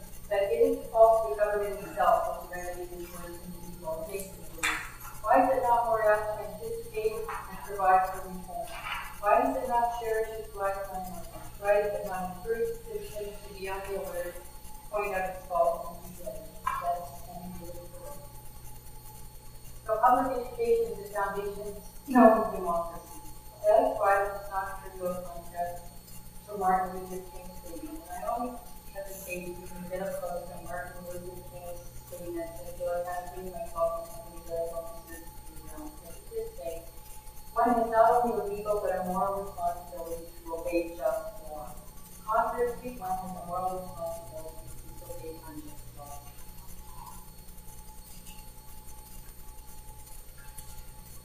Thank you, Trustee McNally. Are there any speakers to the motion? Trustee Worthman, Trustee Ferris. Well, I'm not going to be supporting this motion. First of all, with regards to Dr. Martin Luther King Jr., there's the moral obligation is definitely debatable in terms of whether it's morally higher ground to walk away and abandon your school district to the likes of another person's judgment, or whether it's morally higher ground to stay and fight a good fight and bring forward the voices. And what Cowichan Valley is experiencing right now is knowing that the voice to stand for with them when their schools are facing closure. There's nobody who's there to, if any elected club, there are people who come to argue, but they don't have any right to vote on the matter, and that's because they abandoned their right to vote. And I definitely do not think we need to go down that path. The other point that I wanted to make is that I don't know if you realize, but finding remedies for the ongoing structural deficit would require layoffs or worse in our district as well. So that particular phrase is odious. But I will be supporting the whole idea that we should be refusing to do what we can to salvage what we can in our district, because what could possibly be. So, thanks very much. Trustee Ferris and then McAvoy. To provide a budget, provide an education program for students, one of the very few absolutely necessary things that a trustee has to do. If you do not stick your hand up on budget and say, I approve of this budget, is to dismiss the entire process of forming a budget, which begins in September and then in April every year. To not approve a budget which allows students to be sitting in their chair on September the 3rd, that allows teachers to know they have a job on July 1st, is reprehensible in my opinion. Thank you, Trustee Ferris. Trustee McAvoy, please. Briefly, because I just feel compelled to say something because of this comment about Martin Luther King. It's just hard to know where to start in terms of talking about that. I won't even use the word insult because it's beyond that. I mean, to think of the struggle that he was involved in, the laws that were racist. Here, what are we talking about? We are talking about a law, which is the School Act, which says we must balance our budget. This law, by the way, was passed democratically by democratically elected members of the legislature, supported by subsequent social credit, liberal, NDP governments of all stripes.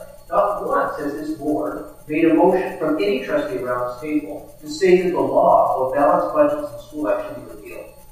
Not once. That would be we could have a very good debate about that, whether we think that should happen, because that's really at the crux of what we're saying here. If we don't believe in that law, don't tell me about Martin Luther King. That law has been democratically promulgated in this province.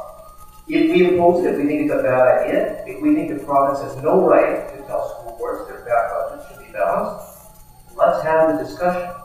But do not advocate your responsibilities under the Act, and don't tell me it's a law that's somehow not somehow legitimate. If it's simply not the case, we ran to the board to do it there, and your important decision, one of the toughest decisions, is to make a decision. We advocate for more funding, we advocate for public education, but at the end of the day, you were elected to make a very difficult decision about budget priorities for this district. Thank you, Trustee McAvoy. Are there any further speakers to this motion? Trustee North? It's a very complex situation because we can bring a motion forward with respect to the School Act, but we can also have to be aware and be responsible for the fact that we have children in the school district that are not receiving the instruction they deserve. So therefore we have students that are having their educational needs neglected. An example of that would be that we have 8 K1s this year, and every teacher that I've spoken to says, the ones I haven't spoken to them all, but the ones that I have said, this is just not viable. I'm not able to perform my professional duties and do a thorough job for my students. I would also say that we have many other issues as outlined in our class report. And so here we have these children who have higher anxiety, have a lack of academic success, whose parents wonder, why can't they get the learning support they need? How is it that they can have an assessment done and all of these recommendations made, and then they don't get the service they need? So when we bring it right down to the level of the student, it's very hard to support a budget that neglects so many students. And therefore, it is a moral dilemma. Thank you. I will not be supporting this motion. We can't go back. We cannot go back in time and restore everything that was taken away in the last 11 years, much as we would like to. When we're speaking, as Trustee Nora does, about the need for students today, and we all recognize those needs, we're, talking around the table all the time about, the downloading that comes to us, and the message that I take on behalf of all of you, too, the ministers and the education critics are all similar. The budgets are not sustainable. They have to grow. We have to build. But if we're not here, if we file only a restoration budget, we're not going to be here. And what's the point of that? There is no point. We have to be here to fight and lobby and talk to others. And I believe we've, over the last little while, we're building a stronger coalition amongst other boards around the province. It started with the cooperative gains mandate. And we're getting a lot of feedback on, the teacher's pension plan, downloading MSP, the hydro, all the rest of it. It's building. And if we can get the provincial voice, if we can get a majority of boards to say this needs to be changed and you need to talk to us about how we change this, that if you want our students to be competitive in a global economy, you have to spend the money regardless of economic times. That's our job. And I think the majority, if we can build a majority and build a stronger voice, the government will have to listen to us. By filing a restorative budget only defeats everything and gives us no opportunity at a second chance to say, whoops, sorry, well, we filed that, but we really didn't mean it, so, we're going to try and work with you. And it's a political statement. The Budget Advisory Committee offered a new look, a new opportunity of how we look at budgets to at least get government's attention to looking at a different way of doing things over a period of time, recognizing the uncertainties of the day. And at that time, we also said, if you want to submit any other budget, if the board, alongside of a balanced budget, the board can do that. But we want something that's going to be actually looked at and read and considered. Not something that they're going to go, oh my God, this many millions of dollars, they want everything taken back. Like that's going in the circular cabinet. I don't want to waste my time and energy on going back. I want to move forward. I won't be supporting this motion. Thank you. Trustee Leonard. I just had to speak after you started your session there, your comments, because you said that we had to do these things over the last 11 years. Well, I've been on board for 17 years. First 6 years I've been on board, where most years I've never had. So 1 year we need $28 million back. So it doesn't matter what document is there. So because everybody thinks that after 10 years of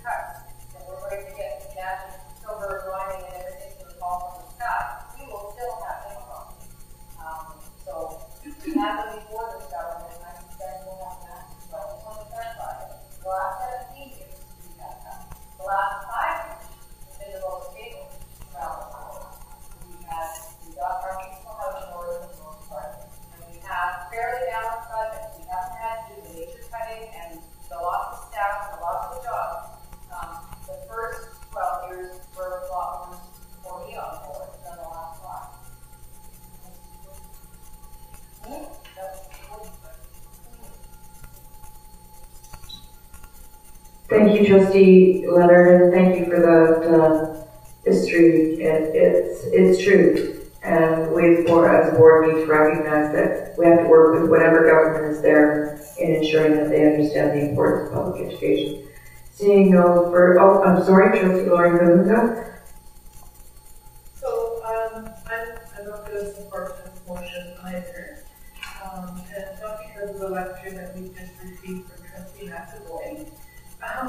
But that doesn't mean that I wouldn't vote for a balanced budget if it meant that there was going to be costs to our, severe reductions to both our students in service, in terms of service and support, and to our staff. So, but at this point, I won't support this motion. Thank you, Trustee. Any further speakers to the motion? Seeing none, I'll call the question. All those in favor of this motion, please raise your hand.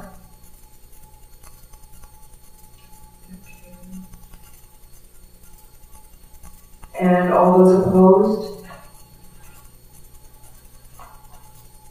And the motion is defeated. Thank you. The next one, again, Trustee McNally, you're up for your next motion. I'll share a bit of rationale. I'll use my rationale last time. I feel strongly that it's a really good idea, and that's why I brought it forward again. I'm trying to get that to be released.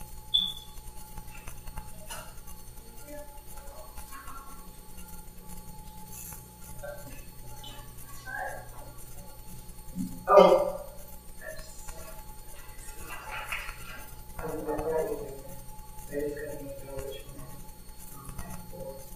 Okay, I have Trustee Horseman, and I have an amendment. I will refer this issue to the Communications Committee.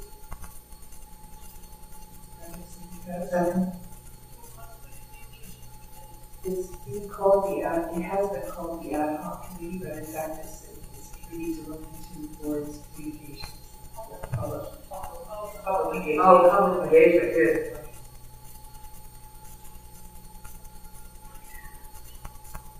And that's been seconded. Are there any speakers to the referral? Trustee Leonard.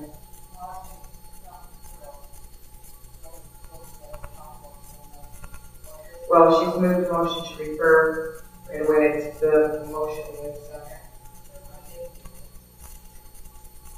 so motion to refer. All those in favor of the motion to refer?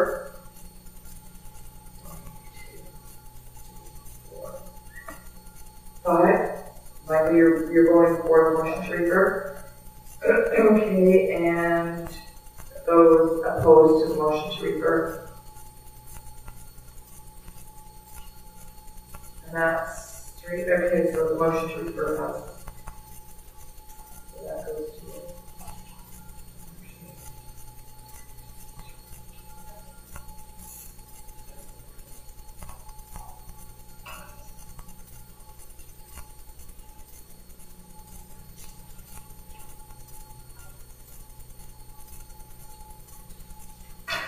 And our next item on the agenda is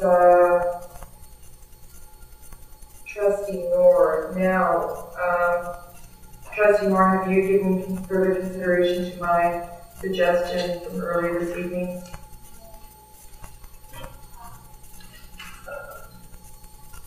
Yes, I thought about it, but I still support the fact that I feel that it's very, very valuable that our full report on class size and composition and splits and gifted and ESL should be made public. And so I'm going to continue to support my motion. All right, trustees, I had a discussion with Trustee Noor prior to the meeting, asking if she would be willing to delete present the district class size and composition report, because that was a motion that she brought forward and was defeated at our June 18th board meeting. So it doesn't meet the requirements for reconsideration. It's too late. It doesn't meet the requirements of rescinding because she's not replacing it with a different motion. A motion to rescind can be brought at any time if you give notice or have a 2/3 majority, and you're obviously bringing a different motion. It also does not meet the requirement of renewal of motion based on timeline, because if she wanted to bring it forward again, that should have been done at the September meeting. So, in view of the fact that you don't wish to delete that portion of your motion, I'm going to have to reluctantly rule the entire motion out of order. Trustee Norm.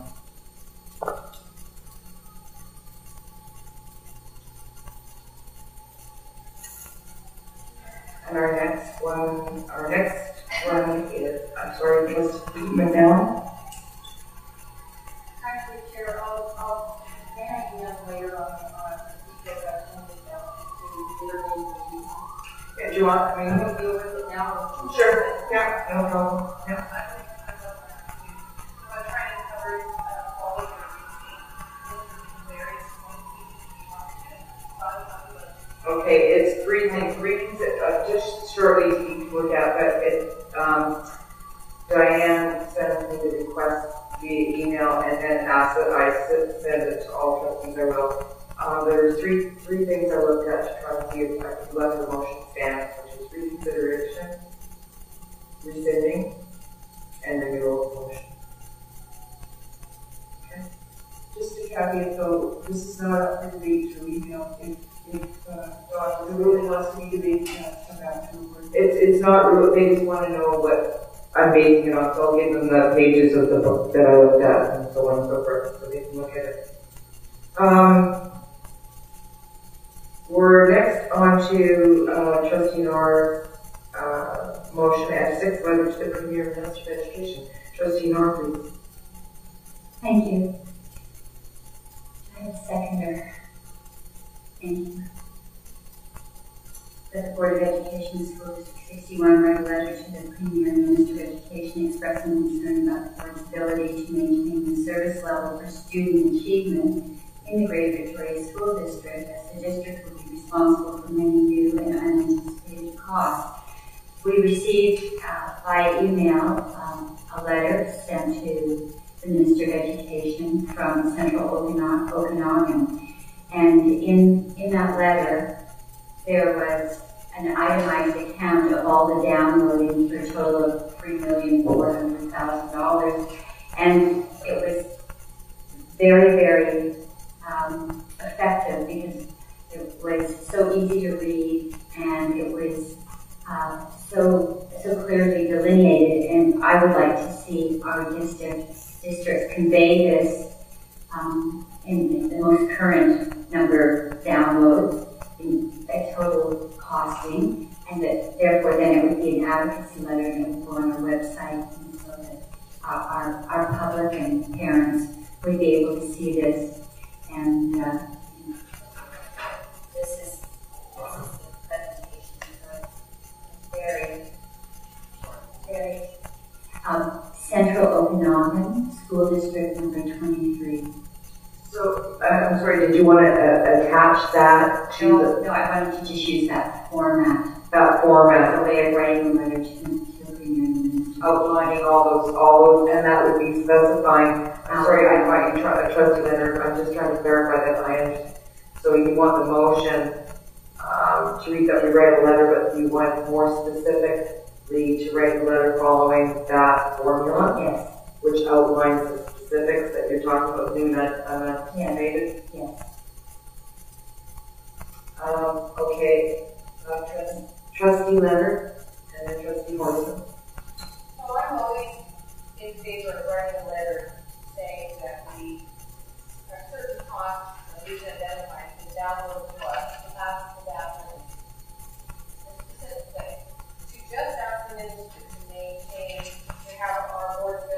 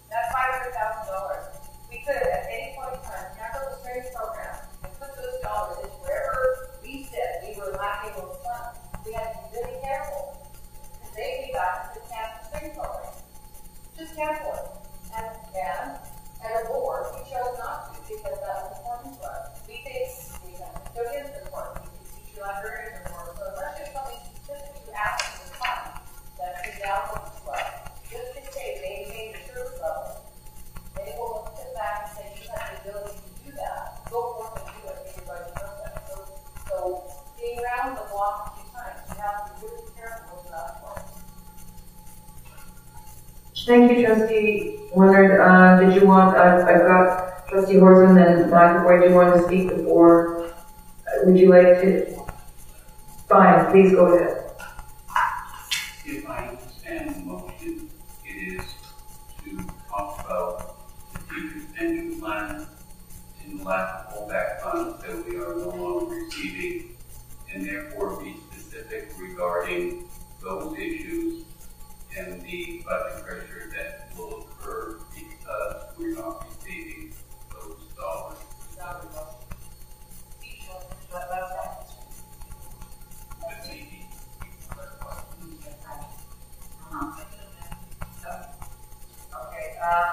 I have, I'll add you, Trustee Lawrence, after Michael, so next is Trustee Horseman. No. You have to, I'll put you on the list. Yes. Sorry, I thought you meant right now. I apologize. So we have Trustee Horseman next, and McAvoy, Horseman, we'll go to Trustee Horseman. Thank you. I think this letter is premature at the moment. We have to pass our budget yet. We don't have any idea at all yet, the latest going to be maybe of what our financial position is going to be, whether we are in fact going to have to cut or what. We'll know that after this month is over. So if any time that a letter like this might be appropriate, it will be after we already know what we're talking about. But the way that it's worded right now, I'm not comfortable writing to the minister and telling him that we can't maintain our service for student achievement. The truth of the matter is we have a long history of figuring out how to maintain our service for student achievement. And the trustees bringing forward the motion has never sat on a board that's had to cut. That's a nice position to be in. Nice, because you've never had to look at the tier state basis and say, I'm sorry, but we don't have the money for your program. And to do an $8 million worth of that. You've never had that experience. It's premature to be talking before we go through the budget process about what we're able to maintain and not maintain. And so I would urge either withdrawal or deferral of the motion, but if it stays on the floor, I'm not going to be pleased with it. And as other people have mentioned, if we do write a letter, we need to be a lot more specific about the downloads that we are complaining about and warning against. But I would not be in support of us saying we're not going to be able to maintain student achievement. I mean, we're all about maintaining student achievement. We have to find a way to do that. But it might be painful when we're taking our money. Thank you, Trustee Rosemary. Now Trustee McAvoy next, and then Trustee Lawrence, and then Trustee North. So I think, unless I'm missing something, we've actually written a number of letters to the minister. We gave many representations directly to the minister in recent times, articulating, I think, more specifically than this resolution has, some of the concerns of this board. So I find this actually very vague. It doesn't get to the point, and it's not as clear, if I'm going to say, without being fine point on it, as what we've done to date. So rather than get into something here tonight that begins to demand and wordsmith this, I don't think that's the appropriate use of more time to be doing that. It needs to be done, I think, a little more clearly at the outset. I think the Trustee Gore wants to do something that's more specific and targeted, and I can feel that's where the conversation may be going.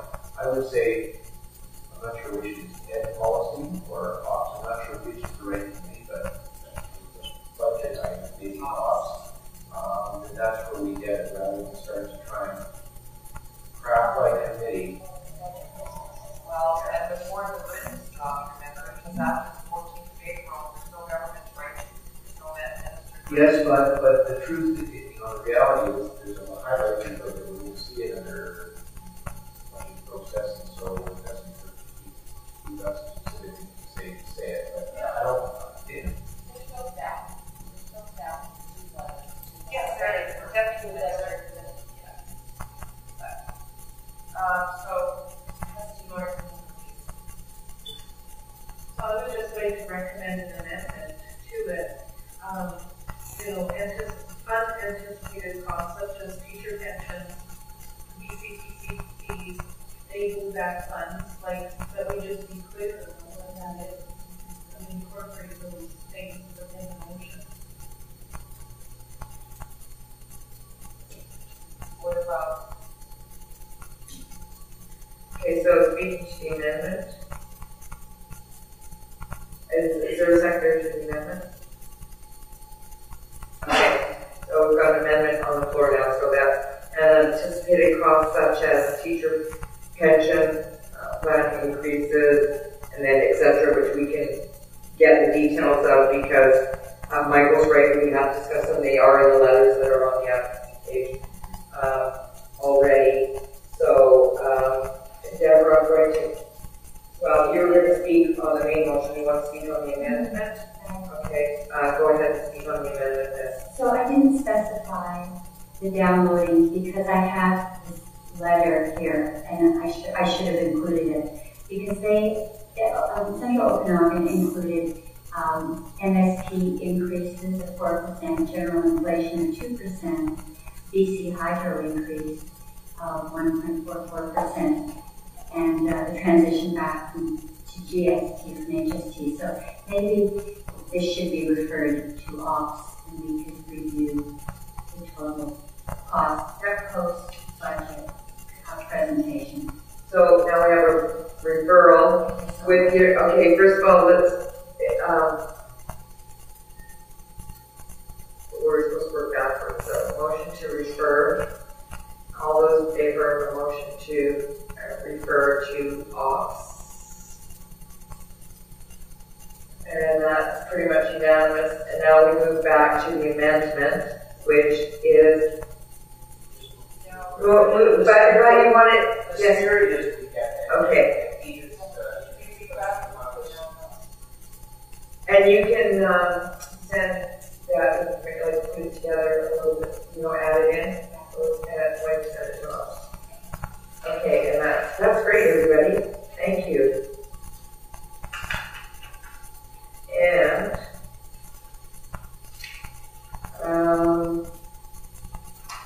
one more for Trustee Nora, please. Here we go. Try to make it really quick here. So right, do I have a second? Second. Thank you. That the Board of Education School District 61 write a letter to the Minister of Education requesting that the government review their cooperative gains mandate and provide additional funding for a wage increase for QT support staff employees. Again, I was reading through the letters from various districts and saw this one and felt that it was more specific. We as a board have written a letter to have a copy of it here to the minister on December 17th, and we did reference the $507,000 for the next 2 years for the 1.5% QT increase. But in the letter, it would be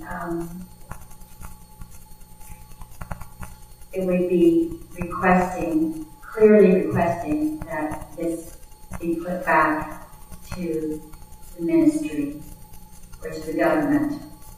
And that I know that we've had a discussion, we've had meetings, but this is still a serious issue for us. Thank you, Trustee Nora. I have Trustee McNally, and I'd like to move an amendment after that. Well, I'd like to amend the motion by removing review their cooperative gains. That's a whole other issue. And the third one is just review and grant ideas. So that's not very good. So I just like to see respecting the government causing something. I think that's what the motion wants. Yeah. You okay with that, Trustee Nora? And then, okay, is everybody else all right with that? No, my amendment that I'd like to do is add any potential increases for our teachers. because we just know, we don't know what's going on. I'd be looking at the funding trustee there, but we know it's coming, and they're not dealing with it. We don't know. So any potential increases should be paid for by the government. So that's my amendment. Is it seconder? Are there any speakers? I'm totally confused. So you're probably going to what? I'm totally confused. So can I ask a question here? So is the letter we ask for the government to provide all of the funding for any CPA increases? Yes. All of the funding? Yeah. Yes. Yes. Okay, but what's the additional funding? So why isn't there not funding for a wage increase in CPA? Yes, you're right. You're a wordsmith, you're good. Well, that doesn't make any sense. No. So if that's what we're asking for, is that whatever they deem to be the wage increase instead of fully funded. That's correct? Yeah, exactly. Well, now. Well, good. I'm so happy. But especially at 10 after 10, Tom, I know you're getting. Okay, Trustee Chris. Yeah, you guys for more money for this set of widgets. Hey, great, we'll take that out of that set. Now you want more of this.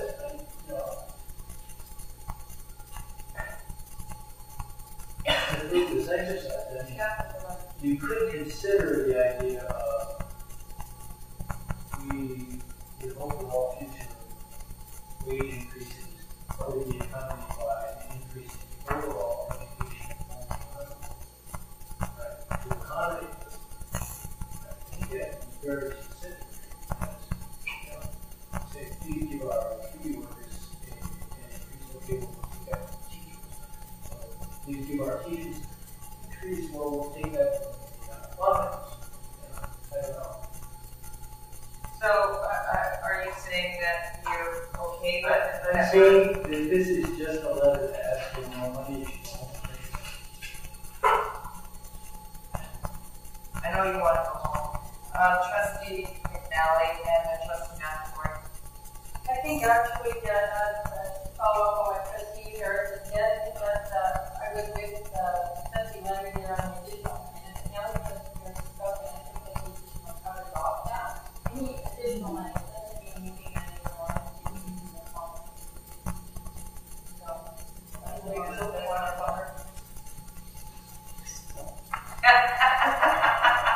That's right. Okay, it's getting a Trustee McAvoy. Yeah, so that's the way I read it. And to government fund the wage increases, fund for wage which is meant to be found within that's the way I read it. So, and you're fine, so the motion is, I understand, or, I'm going to keep it, sorry. So what has been added in here is my amendment, and any potential increases for our teachers. We also need to go review here. Take over the review there. I think, can we not do it that way and put teachers in there as well? Yeah, that's what I thought it was accepted, that everybody went yes. I thought it was. We haven't got any information about teachers. We know specifically about our teachers. You think our teachers aren't going to get a wage increase? No, we don't. No, we don't. That's what the government is saying. That's what the employer is saying. That's not what the union is saying. They're in the bargaining. That's right. Trustee, you're offended. The only ask people, I have to babysit, right? Okay, John. Just quickly, I wanted to make sure everybody knew that we are still negotiating with QP. And if QP was here right now, they'd say that they were going to, they'd be insulted with the fact that the government was kind of at 2%. They have not agreed to 2%. And as a matter of fact, as you well know, they've taken the strike close to shoulders. That's right. That's the first thing that I want to mention. The second one is that if Melanie was here, we're going to, ASA has gone the longest of all with us.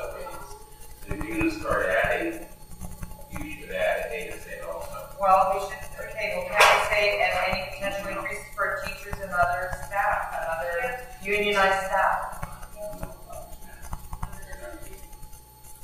Here, oh, and other staff.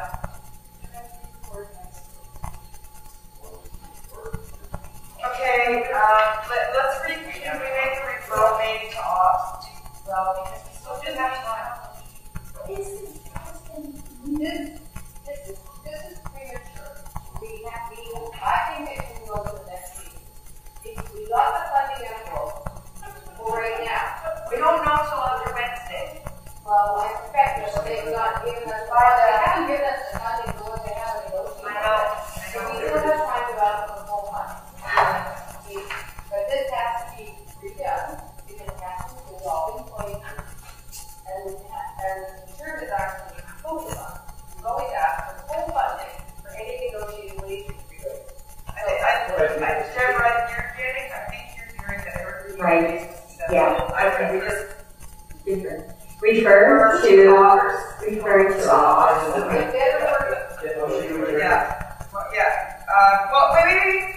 That's a quick. I just want to remind you that we have a meeting here. Rob, thank you for staying. I made a note that you're still here at such and such a time. Thank you.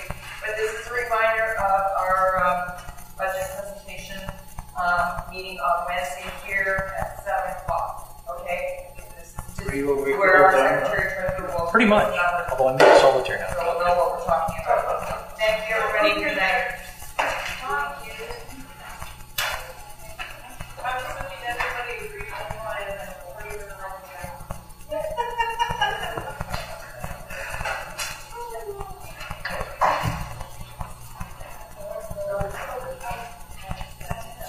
One week I'll see you at 7 Robert.